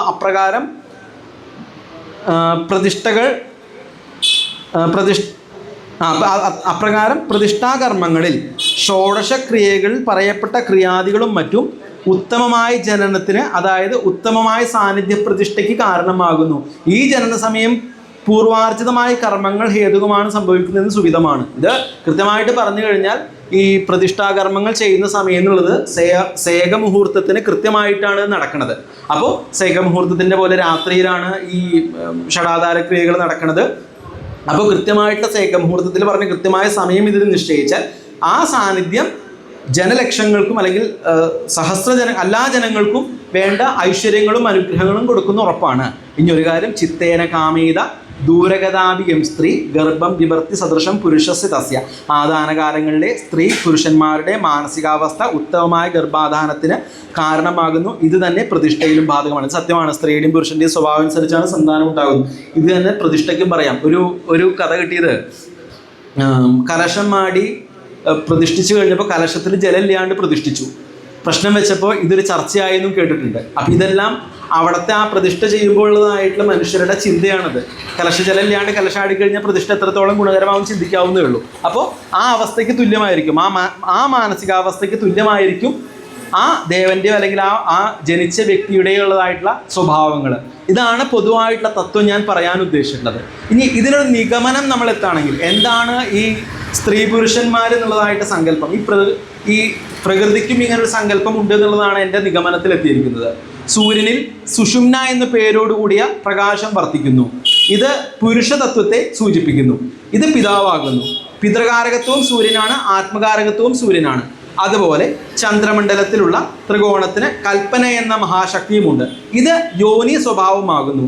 സൂര്യഗോളത്തിൽ നിന്നും സുഷുമ്ന പ്രകാശം വഴി പുറപ്പെടുന്ന ജീവകാരണ ശക്തിയായ ബീജം ചന്ദ്രമണ്ഡല ത്രികോണത്തിലുള്ള കൽപ്പനാശക്തിയിൽ വന്നു ചേർന്ന് ബീജസങ്കലനം നടന്ന് രൂപാന്തരം പ്രാപിക്കുകയും നാനാവിധത്തിലുള്ള ചൈതന്യ വസ്തുക്കളെയും ജഡവസ്തുക്കളെയും ശ്വേതജം, അണ്ഡജം, ഉദ്ഭിജം, ജരായുജം എന്നീ 4 തരം ജീവരാശികളെയും ഉത്പാദിപ്പിക്കുന്നു. അതായത് ശ്വേതജം എന്ന് പറയുമ്പോൾ വിയർപ്പിൽ നിന്നുണ്ടാകുന്നവ. ഈ പേനൊക്കെ അതിന് ഉദാഹരണമാണ്. പിന്നെ വിയർപ്പിൽ നിന്നുണ്ടാകുന്ന വസ്തുക്കൾ നമുക്ക് ചിന്തിച്ചാൽ തന്നെ അറിയാം കുറേ ഉണ്ടെന്ന്. ബാക്ടീരിയാസും കുറേ ഉണ്ടല്ലോ. അണ്ഡജം മുട്ട വിരിഞ്ഞുണ്ടാകുന്നവ. ഉദ്ഭിജം പിളർന്നുകൊണ്ടുണ്ടാകുന്ന ചെടി വിത്ത് മുളച്ചുണ്ടാകുക, അതൊക്കെ ഉദ്ഭിജങ്ങളാണ്. സസ്യലതാദികൾ. ജരായുജം എന്ന് പറയുമ്പോൾ പ്രസവിച്ചുണ്ടാകുന്നവ. അങ്ങനെ ഉണ്ടാകുന്ന ശക്തികൾ സകലതും സൂര്യനിലും ചന്ദ്രനിലുമുള്ള അമൃതകലകളുടെയും വിഷകലകളുടെയും ആരോഹണാവസ്ഥയുടെയും അവരോഹണാവസ്ഥയുടെയും സംബന്ധിച്ച് രൂപം കൊള്ളുന്നവയാണ്. സൂര്യൻ്റെയും ചന്ദ്രൻ്റെയും ശക്തിക്കനുസരിച്ച് ഉണ്ടാകുന്നതാണ് ഈ പ്രപഞ്ചത്തിലെ സകലതും എന്നുള്ളതാണ് പ്രധാനം. അതാണ് സൂര്യനും ചന്ദ്രനൊക്കെ ഹോരാചാര്യ ഏറ്റവും ആദ്യം തന്നെ പ്രാധാന്യം കൊടുത്ത് പറഞ്ഞേക്കുന്നത്. ഈ കലകൾ തന്നെ പ്രപഞ്ചത്തിന്റെ വൃദ്ധിക്കും ക്ഷയത്തിനും കാരണമാകുന്നു.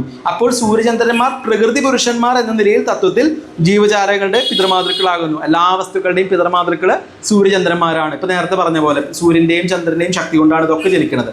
ഈ ഗ്രഹങ്ങളുടെ അടുപ്പം, യോഗം, മറ്റും ഗ്രഹങ്ങളുടെ ചലനം, ബന്ധം, ബലാബലം എന്നിവ കൊണ്ട് അമൃതകലകൾക്കും വിഷകലകൾക്കും വ്യത്യാസം വരുന്നു. അതിനാൽ വാതപിത്ത കഫങ്ങൾക്ക് സന്തുലിതാവസ്ഥ നഷ്ടപ്പെടുകയും ജനന മരണാദികൾക്ക് കാരണമാകുന്നു. അതായത് ഈ സൂര്യൻ്റെയും ചന്ദ്രൻ്റെയും ബന്ധം പറഞ്ഞു. ഇതിനെ ബന്ധിപ്പിക്കുന്നതായിട്ടുള്ള മറ്റു ഗ്രഹങ്ങളുടെ ബന്ധങ്ങൾ, യോഗങ്ങൾ, വർഗാദികൾ ഇതൊക്കെ ചിന്തിച്ചിട്ട് ഇവിടെ ജനനം ഉണ്ടായോ അല്ലെങ്കിൽ എന്ത് കേടാനുണ്ടായേ, ഇതുകൊണ്ട് നമുക്ക് വാതപിത്ത കഫ ചിന്തകളെ നടത്താം. ഇതിൻ്റെ ദൂഷ്യാവസ്ഥ കൊണ്ട് മരണത്തെ ഉണ്ടാക്കാം, നല്ല അവസ്ഥ കൊണ്ട് ജനനത്തെ ഉണ്ടാക്കാം. ഇതൊക്കെ ചിന്തിക്കാം. പിന്നെ ഇനി സൂര്യനെയും ചന്ദ്രനെയും ചിന്തിക്കാവുന്നതിൻ്റെ പ്രധാന കാര്യങ്ങൾ പറഞ്ഞു കഴിഞ്ഞാൽ മൂലം കാലതരോഹോ സ്മൃതോ ഹിമരുചി ശാഖാദയോന്യഗ്രഹ മൂലേതി പ്രബലേ സതി ക്ഷിതിരുഹ പുഷ്യന്തി ശാഖാദിയ തന്മൂലം തരുമാശ്രിത ഗലുചിതന പുഷ്ടം ഫലം വിന്ദതേ തസ്മാ ചന്ദ്രബലക്ഷേഹി വിബല ശുക്രജ്ഞ ജീവോദയ. കാലമാകുന്ന വൃക്ഷത്തിന്റെ മൂലം ചന്ദ്രനും ശാഖാദികൾ മറ്റു ഗ്രഹങ്ങളുമാകുന്നു. മൂലം ഏറ്റവും പ്രബലമായിരുന്നാൽ വൃക്ഷത്തിന്റെ ശാഖാദികൾ ഏറ്റവും പുഷ്ടിമത്തുകളായിരിക്കും. മുരടുറച്ച് മുഴുത്ത് തഴച്ച വൃക്ഷത്തിൽ നിന്നും ജനങ്ങൾക്ക് വേണ്ടോളം നല്ല ഫലങ്ങൾ ലഭിക്കുകയും ചെയ്യുന്നു. ചന്ദ്രൻ ബലഹീനനാണെങ്കിൽ വ്യാഴോദയമോ ശുക്രോദയമോ ബുധയോഗമോ ഉണ്ടായിരുന്നാലും വലിയ പ്രയോജനമില്ല. ചന്ദ്രന്റെ ബലത്തിനാണ് ഏറ്റവും ബലം പറഞ്ഞേക്കുന്നത്. ചന്ദ്രാർക്കോ ബലയുക്തോ കുജാതിയ പ്രോക്ത മാർഗ ബലഹീന ശുഭബലദാസ്തേ സർവേദ പ്രസന്നീന്ദ്രഭേ ഭൃത്യ എന്നുള്ള പ്രമാണമുണ്ട്.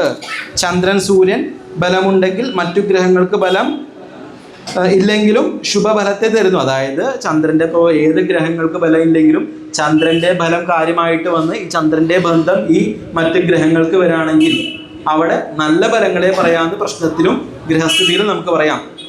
പക്ഷേണ ഹിമകുരാൽ വിശിഷ്ടമാകും എന്നൊക്കെ പറഞ്ഞു വെച്ചിട്ട് ചന്ദ്രനെ കൊണ്ട് ചിന്തിക്കാം. ബലേന സർവം ശിഷ്ണസ്തു വാച്യം എന്നുള്ളതായിട്ടുള്ള പറഞ്ഞു വെച്ചപ്പോൾ ചന്ദ്രനെ കൊണ്ട് ചിന്തിക്കാവുന്ന, ചന്ദ്രബലം കൊണ്ട് പറയാവുന്ന കാര്യങ്ങൾ വളരെ വിശേഷമാണ്. അതുകൊണ്ട് തന്നെയാണ് ചന്ദ്രനെ കൊണ്ട് പല കാര്യങ്ങളിലും നമുക്ക് ചിന്തിക്കാം. ദേവവിഷയങ്ങളെ ചിന്തിക്കാം, മറ്റേതൊരു സ്ത്രീ വിഷയങ്ങൾ ചിന്തിക്കാം. സ്ത്രീയാണ് ശക്തി എന്ന് പറഞ്ഞിട്ട് അപ്പം ഇതൊക്കെ ഏത് വിഷയത്തിൻ്റെയും തുടക്കം ചന്ദ്രനെ കൊണ്ട് ചിന്തിച്ചു പോകാവുന്നതാണ്. ആ ചന്ദ്രൻ്റെയും ഇതിനോട് ഘടിപ്പിക്കുന്ന സൂര്യൻ്റെയും ഫലം ഉത്തമമാണെങ്കിൽ അവിടെ കൃത്യമായിട്ടുള്ള ആധാന ലഗ്നത്തെയും കൃത്യമായിട്ടുള്ള സന്താനത്തെയും ഉദ്ഭവത്തെയും ചിന്തിക്കാം. മറ്റൊരു വിഷയം ചന്ദ്രനെ കുറിച്ച് കൃത്യമായിട്ട് പറഞ്ഞു, ബ്രഹ്മാവ് എല്ലാ ഗ്രഹങ്ങളെയും സൃഷ്ടിച്ച ശേഷം ആർക്കാണ് മഹത്വം എന്നറിയാൻ ആ ആർക്കാണ് മഹത്വം എന്നറിയാനുള്ള ആഗ്രഹത്തോടുകൂടി ആഗ്രഹങ്ങളെയെല്ലാം തുലാസിലിട്ട് പ്രത്യേകം തോലനം ചെയ്ത് നോക്കി അവിടെ ഒരു തട്ടിൽ ചന്ദ്രനെയും മറ്റേ തട്ടിൽ ശേഷമുള്ള എല്ലാ ഗ്രഹങ്ങളെയും വിന്യസിച്ചു ചെയ്തിട്ട് ചന്ദ്രനിൽ നിന്ന് ഭാഗം മറ്റേത് തട്ടിനേക്കാൾ അധികം തൂങ്ങിക്കണ്ടു. അങ്ങനെ ചന്ദ്രന് ബലമുള്ളതാണ് കണ്ടു. വെറുതെ ഒരു ചന്ദ്രനാണ് ബലം എന്ന് പറയാൻ രണ്ട് ത്ലാസിൽ രണ്ട് ഭാഗത്ത് വെച്ചു ചന്ദ്രനാണ് ബലം എന്ന് കണ്ടു. അപ്പോൾ ചന്ദ്രനാണ് പ്രാധാന്യം എന്നല്ല ആചാര്യന്മാരും പറഞ്ഞു. അത് ഞാൻ പറഞ്ഞു എന്ന് മാത്രം. ഈ നിയമങ്ങളെല്ലാം ഉപയോഗിക്കുന്നതാണ്. ഏത് പ്രബന്ധത്തിലും ഏത് വിഷയങ്ങളിലും ചന്ദ്രനും സൂര്യനും ബലമുണ്ടെന്ന് പറയാൻ ഉപയോഗിക്കുന്ന നിയമങ്ങളാണ് ഇതെല്ലാം. ഇവകളിൽ നിന്നെല്ലാം നമുക്ക് മനസ്സിലാക്കാം ഏതൊരു ഗ്രഹത്തെക്കാളും പ്രാധാന്യം ചന്ദ്രനാണെന്ന്. അമൃതകിരണ വീര്യ വീര്യവാശ്രിത്യ സർവേ വിദദതി ബലമേതേ ഗേജര സാധു സാധു നിജ നിജ വിഷയേഷു വ്യാപ്രിയന്തേ യഥാ മൂന്യല ഇഹ മനസൈവാധിഷ്ഠിത ഇന്ദ്രിയാണി. ഇവിടെ നമ്മുടെ വിഷയം സ്ത്രീ പുരുഷ സംയോഗം എന്ന ആധാന ലഗ്നമായതിനാൽ ഓരോ വ്യക്തിയിലും മനസ്സിനെ ചന്ദ്രനായും മറ്റു ഇന്ദ്രിയങ്ങളെ ബാക്കി ഗ്രഹങ്ങളായും കൽപ്പിച്ചിരിക്കുന്നു. ഈ ഭാഷ്യത്തിൽ നിന്ന് തന്നെ നിങ്ങൾക്ക് ഏവർക്കും ചന്ദ്രൻ്റെ പ്രാധാന്യത്തെ മനസ്സിലാക്കുവാൻ സാധിച്ചിട്ട് ഉണ്ടാകും എന്ന് എനിക്കറിയാം. എന്നാലും ഞാൻ കൂട്ടിച്ചേർക്കുന്നു, മനസ്സ് പൂർണ്ണമായി ഉണർന്നിരുന്നാൽ മാത്രമേ മറ്റ് ഏതൊരു ഇന്ദ്രിയങ്ങളും പ്രവർത്തനവും നമുക്ക് സ്വീകരിക്കുവാൻ സാധിക്കുകയുള്ളൂ. ഇതിൽ നിന്നും മറ്റൊരു കാര്യം കൂടെ മനസ്സിലാക്കുവാൻ ഏതൊരു ജാതകത്തിലും ചന്ദ്രൻ്റെ ബലത്തിനാണ് അതിപ്രാധാന്യം. അപ്പോൾ ചന്ദ്രന് ബലമുള്ള ജാതകങ്ങളിൽ ആ വ്യക്തിക്ക് ചിന്താശേഷി വളരെ വലുതായിരിക്കും. ഇത് ചിന്തിച്ചറിയാം. കൃഷ്ണപക്ഷത്തിൽ ജനിച്ച ഒരു പൊട്ടാന്നുള്ളതല്ല, പക്ഷെ ചന്ദ്രന് ബലമുണ്ടെങ്കിൽ അവിടെ ചിന്താശേഷി കൂടുതലാണെന്ന് നമുക്ക് മനസ്സിലാക്കാൻ സാധിക്കും. അത് ജാതകങ്ങൾ നമ്മൾ ചിന്തിച്ചു കഴിഞ്ഞാൽ നമുക്ക് ചിന്തിക്കാൻ പറ്റും. നമുക്ക് സ്വയം ജാതക ചിന്തന നടത്തിയാലേ നമുക്കും കാണാൻ പറ്റും ബലമുണ്ട് എന്നുള്ളത്. മനുഷ്യാദി സകല ജീവജാലങ്ങളുടെയും ശരീരത്തിൽ കാണുന്ന ഓജസ് ലഭിക്കുന്നത് ചന്ദ്രഗോളത്തിൽ നിന്നുമാണ്. മനുഷ്യന്റെ ജനന സമയത്ത് ദേഹമനോ മാതൃകാരകോ എന്ന ചന്ദ്രന്റെ അമൃതശക്തിയുടെ കണക്കിനനുസരിച്ചാണ് ആ വ്യക്തിയുടെ ഓജസ്സിൻ്റെയും ദേഹത്തിൻ്റെയും വൃദ്ധിക്ഷയങ്ങൾ ഉണ്ടാകുന്നത്. ഇതിനൊരു ഉദാഹരണം സൃഷ്ടിക്ക് സമാനമായ ക്രിയായോഗമാണ് യാഗം. യാഗത്തിൽ അതിപ്രധാനമായ സോമലത എന്ന സസ്യം ചന്ദ്രന്റെ പരിപൂർണമായ ശക്തി ഉൾക്കൊള്ളുന്ന ഒന്നാണ്. അതുപോലെ ദോഷസമയത്ത് ജനിച്ചവരാണ് ദൈത്യന്മാരായ ഹിരണ്യാക്ഷൻ, ഹിരണ്യകശിപു, രാവണൻ. ഇവർ ലോകത്തെ വേദനിപ്പിച്ചവരുമാണ്. അപ്പോൾ ചന്ദ്രബലമുള്ളപ്പോൾ ജനിച്ചത് ഗുണമാണെന്നും ദോഷമുള്ളപ്പോൾ ജനിച്ചത് ദോഷമാണെന്നും പറഞ്ഞു വെച്ചിട്ടുണ്ട്. പുരാണങ്ങളിലും പ്രാവർത്തികമായിട്ടും കാണാം. അതിനാൽ നമുക്ക് മനസ്സിലാകും ശക്തി എന്ന വസ്തു തന്നെ ചന്ദ്രനാണ്. പരമശക്തിയായ ദേവിയെയും ജന്മം തന്ന അമ്മയെയും ചന്ദ്രനെ കൊണ്ട് ചിന്തിക്കാനുള്ള കാരണം തന്നെ ഈ മഹത്തായ സത്യമാണ്. അതിനാൽ പ്രപഞ്ചത്തിലെ ശക്തി സ്വരൂപങ്ങളായ സകല അവസ്ഥകളുടെയും നിലനിൽപ്പ് ചന്ദ്രൻ്റെ വൃദ്ധിക്ഷയങ്ങൾക്ക് അനുസൃതമായിരിക്കും. വേലിയേറ്റം, വേലിയിറക്കം, കാമകല, വിഷകല, ഉന്മാദം, കാസശ്വാസം എന്നിവയ്ക്കും രക്തം കറ പിടിക്കുന്നതും മനുഷ്യ ശരീരത്തിനും ഏറ്റക്കുറച്ചിലുകൾ ഉണ്ടാകുന്നതും വെളുത്ത പ്രതിപദം മുതൽ വെളുത്ത വാവ് വരെ അമൃതകല വർദ്ധിക്കും. വെളുത്ത പക്ഷം മുതൽ വാവ് വരെ പൗർണമി വരെ അമൃതകല വർദ്ധിക്കും. കറുത്ത പ്രതിപദം മുതൽ കറുത്ത വാവ് വരെ വിഷകലയാണ് പിന്നെ വർദ്ധിക്കുന്നത്. അപ്പോൾ അമൃതകലയുടെ ആരോഹണ കാലത്ത് സൃഷ്ടിക്കപ്പെടുന്നതെല്ലാം ഗുണാധിക്യത്തോടെ ഇരിക്കും. വിഷകലയുടെ ആധിക്യത്തോട് കൂടിയ കാലത്ത് സൃഷ്ടിക്കപ്പെടുന്നതെല്ലാം ദോഷാധിക്യവും ഉണ്ടാകും. ഇത് മനുഷ്യജന്മത്തിലും ഗർഭോത്പാദനത്തിന് ഗർഭോത്പാദനത്തിനും കാരണമാണ്. നാൽക്കാലികളിൽ പ്രകടമായ ഗുണം ഇണചേരുവാനുള്ള പ്രത്യേകത ചന്ദ്രബലവുമായി ബന്ധപ്പെട്ടിരിക്കുന്നു. വിഷജീവികളിൽ പാമ്പുകടി മുതലായ പ്രാചീന വിഷവൈദ്യന്മാർ ചന്ദ്രബലവുമായി ബന്ധപ്പെട്ട് ചികിത്സ നടത്തിയിരിക്കുന്നു. പിന്നെ പ്രാചീന വൈദ്യന്മാർ ചന്ദ്രബലമുള്ളപ്പോൾ ജനിച്ച ഔഷധ സസ്യങ്ങളെ സ്വീകരിച്ചിരുന്നു. അതുപോലെ ചന്ദ്രബലമുള്ളപ്പോൾ ഔഷധ സസ്യങ്ങളെ തിരഞ്ഞു കണ്ടെത്തിയിരുന്നു. ജീവികളുടെ സുഖദുഃഖങ്ങൾക്കും ഇണചേരലിനും പ്രപഞ്ചത്തിനും ഈ സൂര്യചന്ദ്രന്മാരുടെ പ്രകൃതി പുരുഷ സമവായം ബാധകമാണ്. വെളുത്തപക്ഷത്തിന് ദോഷം പറയുന്നില്ല എന്ന കാരണത്താലാണ് ആദാനക്രിയയുമായി ബന്ധപ്പെട്ട ദേവപ്രതിഷ്ഠാദികളിലും വെളുത്തപക്ഷം, ഉത്തരായണവും എന്നിവ സ്വീകരിക്കുന്നത്. അപ്പോൾ മനസ്സിലാക്കാം വെളുത്തപക്ഷത്തിനാണ് പ്രാധാന്യം. വെളുത്തപക്ഷത്തിന് പ്രാധാന്യം എന്നല്ല, ചന്ദ്രനാണ് ഇതിൻ്റെ എല്ലാം അടിസ്ഥാനം എന്നാണ് പറഞ്ഞു വരുന്നത്. കൂടുതലും വെളുത്തപക്ഷത്തിന് പ്രാധാന്യം പറഞ്ഞു എന്ന് മാത്രം. അപ്പോൾ ചന്ദ്രൻ്റെ പ്രാധാന്യത്തെയാണ് ഇതിലെല്ലാം സൂചിപ്പിക്കുന്നത്. പ്രതിഷ്ഠയിലായാലും ജനനത്തിലായാലും എല്ലാത്തിലും ഈ കൃത്യമായിട്ട് ചന്ദ്രബലമുള്ള സമയത്താണ് ഈ എല്ലാ കാര്യങ്ങളും നടക്കുന്നത്. അപ്പം നമ്മളും ഈ ചന്ദ്രബലത്തിന് പ്രാധാന്യം കൊടുത്ത് ചിന്തിക്കുകയാണെങ്കിൽ ഉത്തമമായിട്ട് ഫലസിദ്ധിക്ക് കാരണമാകുന്നു, സംശയമില്ല. ഇനി ഇതേ ചന്ദ്രബലം കൊണ്ട് നമ്മൾ ചിന്തിച്ചു പോവുകയാണെങ്കിൽ ഈ കുജേന്ദു ഹേതു പ്രതിമാസമാർത്തവം എന്നുള്ളതായിട്ടുള്ള നിയമം ഉപയോഗിച്ച് നമ്മൾ പോവുകയാണെങ്കിൽ നമുക്ക് അതിൽ പറയുന്നു ഒരു സംയോഗത്തിന് കൃത്യമായിട്ട് സമയത്തെയാണ് പറയുന്നത്. നമുക്ക് ഈ നിയമം ഇതൊരു യുക്തിസഹജം അല്ലെങ്കിൽ യുക്തിപരമായിട്ടുള്ള അഭിപ്രായം മാത്രമാണ്. ഒരു പ്രസ്ഥാനം ആരംഭിക്കുന്ന അല്ലെങ്കിൽ ഒരു കെട്ടിട നിർമ്മാണം, ഒരു കൂട്ടായ്മ ആരംഭിക്കുന്നു, അല്ലെങ്കിൽ ഒരു കോർപ്പറേറ്റീവ് സൊസൈറ്റി ആരംഭിക്കുമ്പോൾ ഇത് നന്നാവോ പൊട്ടയാവോ എന്നുള്ളത് നമുക്ക് വേണമെങ്കിൽ ചിന്തിക്കാം. അതുകൊണ്ട് ആ ഭാവത്തിന്റെ ബലത്തേക്കാൾ ഉപരി ഇത്തരം ചൊവ്വയുടെയും ചന്ദ്രന്റെയും സൂര്യന്റെയും എല്ലാം ഫലത്തിന് പ്രാധാന്യം കൊടുത്ത് ചിന്തിക്കുകയാണെങ്കിൽ ഒന്നുകൂടി ഗഹനമായിട്ട് നമുക്ക് ഈ പ്രസ്ഥാനമോ വിഷയമോ വിജയിക്കുമോ അല്ലെങ്കിൽ പരാജയം നേരിടുമോ എന്നെല്ലാം നമുക്ക് പറയാനായിട്ട് സാധിക്കും. അതെല്ലാം ഈ കുജേന്ദു ഹേതു എന്നുള്ളതായിട്ടുള്ള നിയമത്തെ കൊണ്ട് ചിന്തിക്കാം എന്നുള്ളതാണ്. ഇതേ കുജേന്ദു കൊണ്ട് പലരും ചെയ്യുന്ന മറ്റൊരു നിയമമുണ്ട്, ഇതെല്ലാവരും ഉപയോഗിക്കുന്നതാണ്, പ്രാധാന്യമില്ല എന്ന് പറഞ്ഞ് തള്ളുന്നതുമാണ്. മറ്റേ ഭൂസൂനോ ബാധകാദിശ ബാധാസ്ഥാനകതേതവ കേന്ദ്രസ്ഥാനുള്ളതായിട്ടുള്ള ഗുരുതിരുഷ്ട പരാർച്ചിത ദേവി. നമ്മൾ ഗുരുതിയുള്ളതായിട്ടുള്ള ദേവിയെ ചിന്തിക്കാനും നമ്മൾ ചൊവ്വയുടെ ബാധാബന്ധം കൊണ്ട് ചിന്തിക്കാറുണ്ട്. അതും ഈ നിയമം കൊണ്ട് നമുക്ക് കുജേന്ദു ഹേതു എന്നുള്ളതായിട്ടുള്ള നിയമം കൊണ്ട് ചിന്തിച്ചു പോകാം. ഇപ്പം നമ്മൾ ചിന്തിക്കുകയാണ് 4ാം ഭാവബന്ധം, ചതുർത്ഥനാദസ്യ ദൈവതം യത്യസ്യാൻ രൂപം തരു കർമ്മദൈവം. അപ്പോൾ ഈ ധർമ്മദൈവ ചിന്ത 4ാം ഭാവമായിട്ടോ 10ാം ഭാവമായിട്ടോ ഈ കുജചന്ദ്രന്മാരുടെ ബന്ധം വരികയാണെങ്കിൽ ആ ദേവത അല്ലെങ്കിൽ ആ ഭദ്രകാളി ഗുരുതിയുള്ള ദേവതയാണെന്നോ അല്ലെങ്കിൽ ഗുരുതിയുള്ളതായിട്ടുള്ള ദേവതാ സ്വഭാവമാണെന്നോ നമുക്ക് പറഞ്ഞു വരാം. ഇത് മുടങ്ങിയിരിക്കുന്നത് അല്ലെങ്കിൽ നടക്കുന്നതായിട്ടുള്ള വിഷയങ്ങൾ മറ്റ് ഗ്രഹങ്ങളെ കൊണ്ട് ചിന്തിക്കാം. പക്ഷെ ഇങ്ങനെ ഒരു ചിന്ത ഈ കുജേന്ദു വിഷയം കൊണ്ട് ചിന്തിക്കാം. സത്യം പറഞ്ഞാൽ 4ാം അധ്യായത്തിൽ പറഞ്ഞിട്ടുള്ള എല്ലാം നിഷേധത്തിന് കാരണമായിട്ടുള്ള വിഷയങ്ങളാണ്. മുഖാംഗ്രിഹസ്തേ ഉള്ളതായിട്ടുള്ള നിയമങ്ങളെല്ലാം ഉപയോഗിച്ച് ദേവതാ സ്വഭാവവും ദേവതയുടെ നിത്യവിധാനങ്ങളും ഇതെല്ലാം നമുക്ക് കൃത്യമായിട്ട് സ്പഷ്ടമാക്കി തരുന്ന നിയമങ്ങളാണെല്ലാം. 3ാം അധ്യായം ഇതിൽ നിന്ന് തന്നെയാണ്. ഇനി മറ്റൊരു വിഷയം ഇതിൽ സൂചിപ്പിക്കാവുന്ന വിഷയമാണ് ഒരു ജനനം. ഞാൻ വിട്ടുപോയൊരു വിഷയം, പറയാതെ പോയതൊരു പ്രധാന വിഷയമാണ്. പക്ഷെ നിത്യോപയോഗമായതുകൊണ്ടും എന്നേക്കാളും അറിവുള്ളതായിട്ടുള്ള പലരും ഇവിടെ ഇരിക്കുന്നതുകൊണ്ടും ഞാൻ മനഃപൂർവ്വം വിട്ടതാണ്. സംപ്രേര്യമാണസ്തവശ ശരീരി പ്രസഹ്യദേവേന ശുഭാശുഭേന ജ്യോതിർപിത സന്നിധിമേദിയസ്മൻ പ്രശ്നോപ്പിതോ ജന്മസമഫലേഷ്. ഇവിടെയും ഒരു ജനനത്തിന് കാരണമാകുമെന്ന് പറയുന്നുണ്ട്. അപ്പോൾ ഇതും നമുക്ക് ഒരു സന്താനം, ഒരു എന്താ പറയുക, ഒരു സന്താന ജനനത്തിന് തുല്യമായിട്ട് ഇവിടെയും നമുക്ക് ഈ ചിന്തകൾ, ഇവിടെയും ചന്ദ്രനെ കൊണ്ട് തന്നെയാണ് ചിന്തിക്കുന്നത്.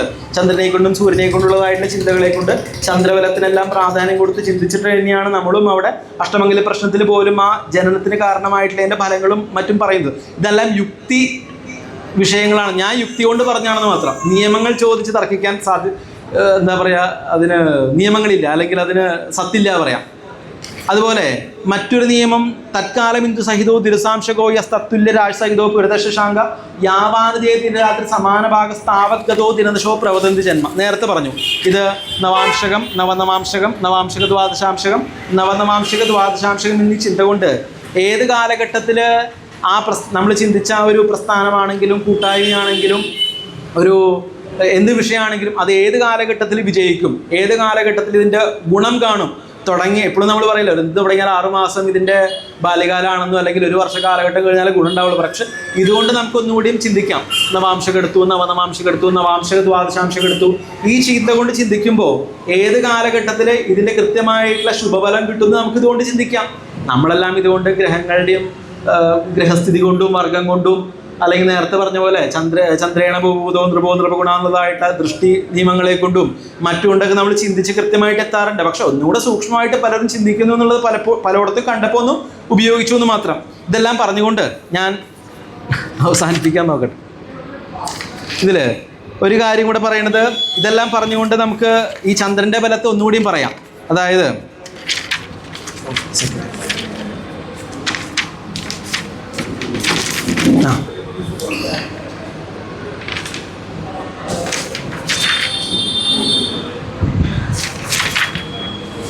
അപ്പോൾ വ്യാഴത്തിനാണ് അരിഷ്ടബലങ്ങളെ നശിപ്പിക്കുവാൻ ഉള്ളതിലും അധികം ശക്തിയുള്ളത്.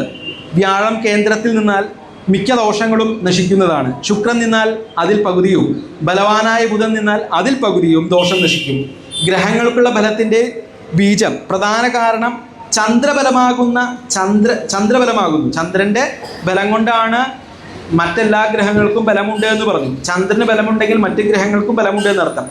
ഇത് ഏറ്റവും പ്രധാനപ്പെട്ടതാണ്. കാരണം എല്ലാ പ്രശ്നത്തിലും കേൾക്കുന്നതാണ് ലക്ഷം ദോഷാൻ ഹന്തി ദേവേന്ദ്ര പൂജ്യ കേന്ദ്രം പ്രാപ്തോ ദൈത്യമന്ത്രി തദർത്ഥം വീര്യോപേത സോമപുത്രസ്തദർത്ഥം ചാന്ദ്രം വീര്യബീജം ഗ്രഹാണം. ഈ ഒരു നിയമം കൊണ്ട് എല്ലാ പ്രശ്നങ്ങളിലും കൃത്യമായിട്ട് നിയമം പറഞ്ഞു. എന്തൊക്കെ ഉണ്ടെങ്കിലും ചന്ദ്രബലം കൊണ്ട് എന്തും സ്ഥാപിക്കാമെന്ന് പറഞ്ഞിട്ടുള്ളതാണ് എവിടെയും കാണുന്നത്.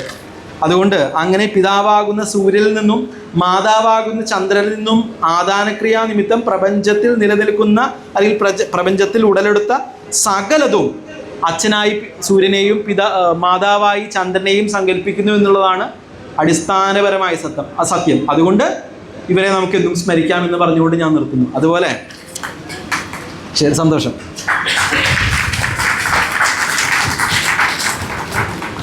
ഇങ്ങനെ ഒരു വേദി എനിക്ക് തന്നതിൽ വളരെ സന്തോഷം. ഇത്രയും പ്രധാനപ്പെട്ട ഒരു ചടങ്ങിൽ എനിക്ക് ഇങ്ങനെ സംസാരിക്കാനായിട്ടൊരു സാഹചര്യം ഒരുക്കി തന്നതിൽ വളരെ സന്തോഷം. കാരണം പൂർവ്വ വിദ്യാർത്ഥി സംഘടനയുടെ ഏറ്റവും പ്രധാനപ്പെട്ട ഒരു ആഘോഷമാണ്. അവിടെ ഒരു എന്താ പറയുക, നിസ്സംശയം എന്നെ ഈ ഒരു ഉദ്യമം ഏൽപ്പിച്ച എനിക്ക് ആ ധൈര്യം കണ്ടത് രഘുചേട്ടനിലാണ്. എന്നെ ഏൽപ്പിച്ചാൽ ഒരു അബദ്ധം ഉണ്ടാവില്ല എന്ന് അദ്ദേഹം പല പ്രാവശ്യം എൻ്റെ മുഖത്ത് നോക്കി കാണിക്കുകയുണ്ടായിട്ടുണ്ട്. ചെയ്തോളൂ എന്നുള്ളതായിട്ടുള്ള ധൈര്യം തന്ന രഘുചേട്ടൻ ഞാൻ എൻ്റെ എല്ലാവിധ നന്ദിയും ഞാൻ രേഖപ്പെടുത്തുന്നു. അതുപോലെ ഇവിടെയുള്ള എനിക്ക് എല്ലാവിധ അനുഗ്രഹങ്ങളും തന്ന വൈസ് പ്രസിഡന്റ് കെ നാരായണൻ ചേട്ടൻ, അതുപോലെ തന്നെ നമ്മുടെ വിശിഷ്ടാതിഥി ബാബു ചേട്ടൻ, പിന്നെ general secretary Surendran mama, treasurer Unnirajan Kurup, അതായത് വർഷങ്ങളായി എൻ്റെ പിന്നാലെ നടന്ന് ഇങ്ങനൊരു വിഷയം ഇവിടെ അവതരിപ്പിക്കണം, എന്നാലേ നിന്നെ അംഗീകരിക്കാൻ പറ്റുള്ളൂ എന്ന് പറഞ്ഞ് എൻ്റെ പിന്നാലെ നടന്നിട്ട് ഇത് തുടങ്ങിയ വർഷങ്ങൾ 3-4 വർഷങ്ങളായിട്ട് എൻ്റെ പിന്നാലെ എൻ്റെ അച്ഛൻ നടന്ന് പറയുന്നുണ്ട്. പക്ഷെ ധൈര്യം ഇല്ലാത്തത് കൊണ്ട് ചെയ്തില്ല എന്ന് മാത്രമേ ഉള്ളൂ. പക്ഷെ 12 രാശികളെയും പറഞ്ഞിട്ട് ഒരു വ്യത്യസ്തമായിട്ടുള്ള ഒരു വിഷയം എനിക്ക് കിട്ടിയത് വളരെ അടുത്ത കാലഘട്ടത്തിലാണ്. അതിനെന്നെ സഹായിച്ചത് എൻ്റെ പിതാവിൻ്റെ സഹോദരൻ, ഭാര്യയുടെ ചെറിയച്ഛനായിട്ടുള്ള സന്തോഷ് പണിക്കർ, ചെറുകര കളരിക്കൽ സന്തോഷാണ്. അദ്ദേഹം എനിക്ക് ഇങ്ങനൊരു ടോപ്പിക് ഉണ്ട്, അത് വലിയ ഗഹനമായിട്ടുള്ള വിഷയമാണ്, വലിയ പണ്ഡിതന്മാരുടെ മുമ്പിൽ അവതരിപ്പിക്കാൻ എളുപ്പമല്ല, പക്ഷേ എങ്കിലും ഒരു ശിശു എന്ന രീതിയിൽ അല്ലെങ്കിൽ ഒരു പഠിതാവ് എന്ന രീതിയിൽ അത് അവതരിപ്പിച്ചോളൂ എന്ന് പറഞ്ഞ് എന്നെ പ്രചോദനം നൽകി അദ്ദേഹം തന്നെ ഇതിൻ്റെ രൂപരേഖ ഒന്ന് തയ്യാറാക്കി തന്നു. പക്ഷെ അതിൽ നിന്നെല്ലാം വിട്ട് പിന്നീട് പല വ്യക്തികളെയും ചൂണ്ടിക്കാണിച്ച് എന്നെ എന്താ പറയുക, അനുഗ്രഹം വാങ്ങും അല്ലെങ്കിൽ അറിവ് നേടുമെന്ന് പറഞ്ഞു. എന്നിട്ട് അപ്പോൾ അദ്ദേഹത്തിന് ഞാൻ എൻ്റെ നന്ദി പ്രകടിപ്പിക്കുന്നു. ശേഷം എന്നെ ഇതിനെല്ലാം സഹായിച്ചത് എൻ്റെ പിതാവിൻ്റെ സഹോദരനായിട്ടുള്ള കൃഷ്ണകുമാർ കുറുപ്പാണ്. അദ്ദേഹം, എൻ്റെ ചെറിയച്ഛനായിട്ടുള്ള അദ്ദേഹം എനിക്ക് ആദ്യഘട്ടത്തിൽ തന്നെ ഇതിൻ്റെ ഒരു ലഘുവായിട്ടുള്ള രൂപരേഖ ഉണ്ടാക്കി തന്നു. ഏതെല്ലാം ഗ്രന്ഥങ്ങൾ, ഏതെല്ലാം വിഷയങ്ങൾ, ആ അദ്ദേഹത്തിൻ്റെ ഇഷ്ടം പോലെ ഗ്രന്ഥങ്ങൾ, പക്ഷെ എല്ലാം സംസ്കൃതമായതുകൊണ്ട് നമുക്ക് എളുപ്പമില്ല. അപ്പോൾ അതിനെല്ലാം ഒരു പരിവർത്തനം ചെയ്തു തന്നു. ഇതെല്ലാം ഇത്രയേ ഉള്ളൂ, ഇങ്ങനെയെല്ലാമാണ്, അത് ഏത് കാലഘട്ടം, അഷ്ടമിയിലെ പ്രശ്നം മുതലായിട്ടുള്ള കാര്യങ്ങളും ഇത് ഇത്രയേ ഉള്ളൂ എന്ന് പറഞ്ഞു പഠിപ്പിച്ചെന്നുള്ളതും അദ്ദേഹമാണ്. അപ്പം അങ്ങനെയുള്ളതായിട്ടൊരു വിഷയം എനിക്ക് അതിൻ്റെ രൂപരേഖ തയ്യാറാക്കി തന്നതും അദ്ദേഹമാണ്, വളരെ ശ്രീകൃഷ്ണകുമാർ കുറുപ്പാണ്. അദ്ദേഹത്തിന് ഞാൻ എൻ്റെ നന്ദി പ്രകടിപ്പിക്കുന്നു. പിന്നെ എനിക്ക് ഊർജ്ജമായി നിന്ന് എൻ്റെ ഇപ്പോൾ ഈ പറഞ്ഞ വിഷയത്തിലെല്ലാം എൻ്റെ യുക്തിപരമായിട്ടുള്ള വിഷയങ്ങളെന്ന് പറഞ്ഞെങ്കിലും ഇതിനെല്ലാം സത്ത് തന്നത് എനിക്ക് ഇവിടുത്തെ പ്രധാന അധ്യാപകരായിട്ടുള്ള പടുമണ്ണ ശ്രീ ബാലകൃഷ്ണൻ മാഷും, അതുപോലെ തന്നെ ആമയൂർ വേണുഗോപാലൻ മാഷും, കിഴക്കേടത്ത് മാധവൻ നമ്പൂതിരിയുമാണ്. ഇവരെല്ലാമാണ് എനിക്ക് ഇതിൻ്റേതായിട്ടുള്ള എവിടെ നിന്നെല്ലാം ഏതെല്ലാം നിയമങ്ങൾ, ഏതെല്ലാം വിഷയങ്ങളിൽ പോകണം, പ്രതിഷ്ഠാ വിഷയം, സംപ്രേര്യമാണ് സ്തവശ ശരീരം എന്നുള്ളതായിട്ടുള്ള നിയമങ്ങൾ, ഇവിടെയെല്ലാം പോകണമെന്ന് എനിക്ക് പറഞ്ഞു തന്നിട്ടുള്ളതും ഇവരാണ്. ഇതെല്ലാം ഇവരുടെ അറിവിൻ്റെ കാരണം ഞാനിത് എങ്ങനെ ചെയ്യണമെന്ന് അറിയാതെ നിന്നപ്പോൾ ഇവരാണ് എനിക്ക് പറഞ്ഞു തന്നിട്ടുള്ളത്. പിന്നെ അപ്പം അതുകൊണ്ട് ഞാൻ ഈ പ്രഗത്ഭരായിട്ടുള്ള ഈ ഗുരുശ്രേഷ്ഠന്മാരായിട്ടുള്ള പണ്ഡിതന്മാരായിട്ടുള്ള ഈ ആചാര്യന്മാർക്ക് മുമ്പിൽ ഞാൻ എൻ്റെ നന്ദി രേഖപ്പെടുത്തുന്നു. എനിക്ക് വളരെ സന്തോഷം ഇങ്ങനെയെല്ലാം പറഞ്ഞു തന്നത്. പിന്നെ അതുപോലെ എനിക്ക് എൻ്റെ ഈ ശ്ലോകങ്ങളെല്ലാം വിവർത്തനം ചെയ്തു തന്നത് അത്യാവശ്യം അല്ലെങ്കിൽ നല്ലപോലെ സംസ്കൃതം പഠിച്ചിട്ടുള്ള എൻ്റെ സഹോദരി ഭർത്താവായിട്ടുള്ള കാഞ്ഞാണി രജിത് പണിക്കരാണ്. അദ്ദേഹമാണ് ശ്ലോകങ്ങളുടെ എല്ലാം അർത്ഥം എനിക്ക് അറിയാതെ വന്നപ്പോൾ പറഞ്ഞു തന്നിട്ടുള്ളത്. അദ്ദേഹത്തിനും ഞാൻ എൻ്റെ നന്ദി പ്രകടിപ്പിക്കുന്നു. അതുപോലെ ഇവിടെ ഇന്ന് 14ാമത് പിറന്നാൾ ആഘോഷിക്കുന്ന പൂർവ്വ വിദ്യാർത്ഥി സംഘടനയുടെ chairman Ramesh Panicker Anthikad, convener Shyam Prasad, treasurer Girish Panicker എന്നിവർക്കും ഇങ്ങനെയെല്ലാം എനിക്ക് പ്രചോദനവും ഈ ഒരു വേദിയും തന്ന മറ്റെല്ലാ ഭാരവാഹികളോടും ഇവിടെ സതുദ്ദേശത്തോടുകൂടെ പ്രവർത്തിച്ച ജ്യോതിഷ പ്രേമികൾക്കും പ്രവർത്തകർക്കും എല്ലാവർക്കും ഞാൻ എൻ്റെ ഹൃദയംഗമായ നന്ദി രേഖപ്പെടുത്തിക്കൊണ്ട് ഞാൻ അവസാനിപ്പിക്കുന്നു. സന്തോഷം.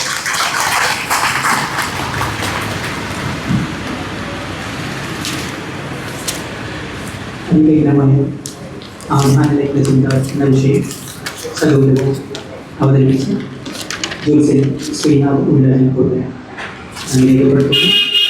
അത് പ്രധാനപ്പെട്ട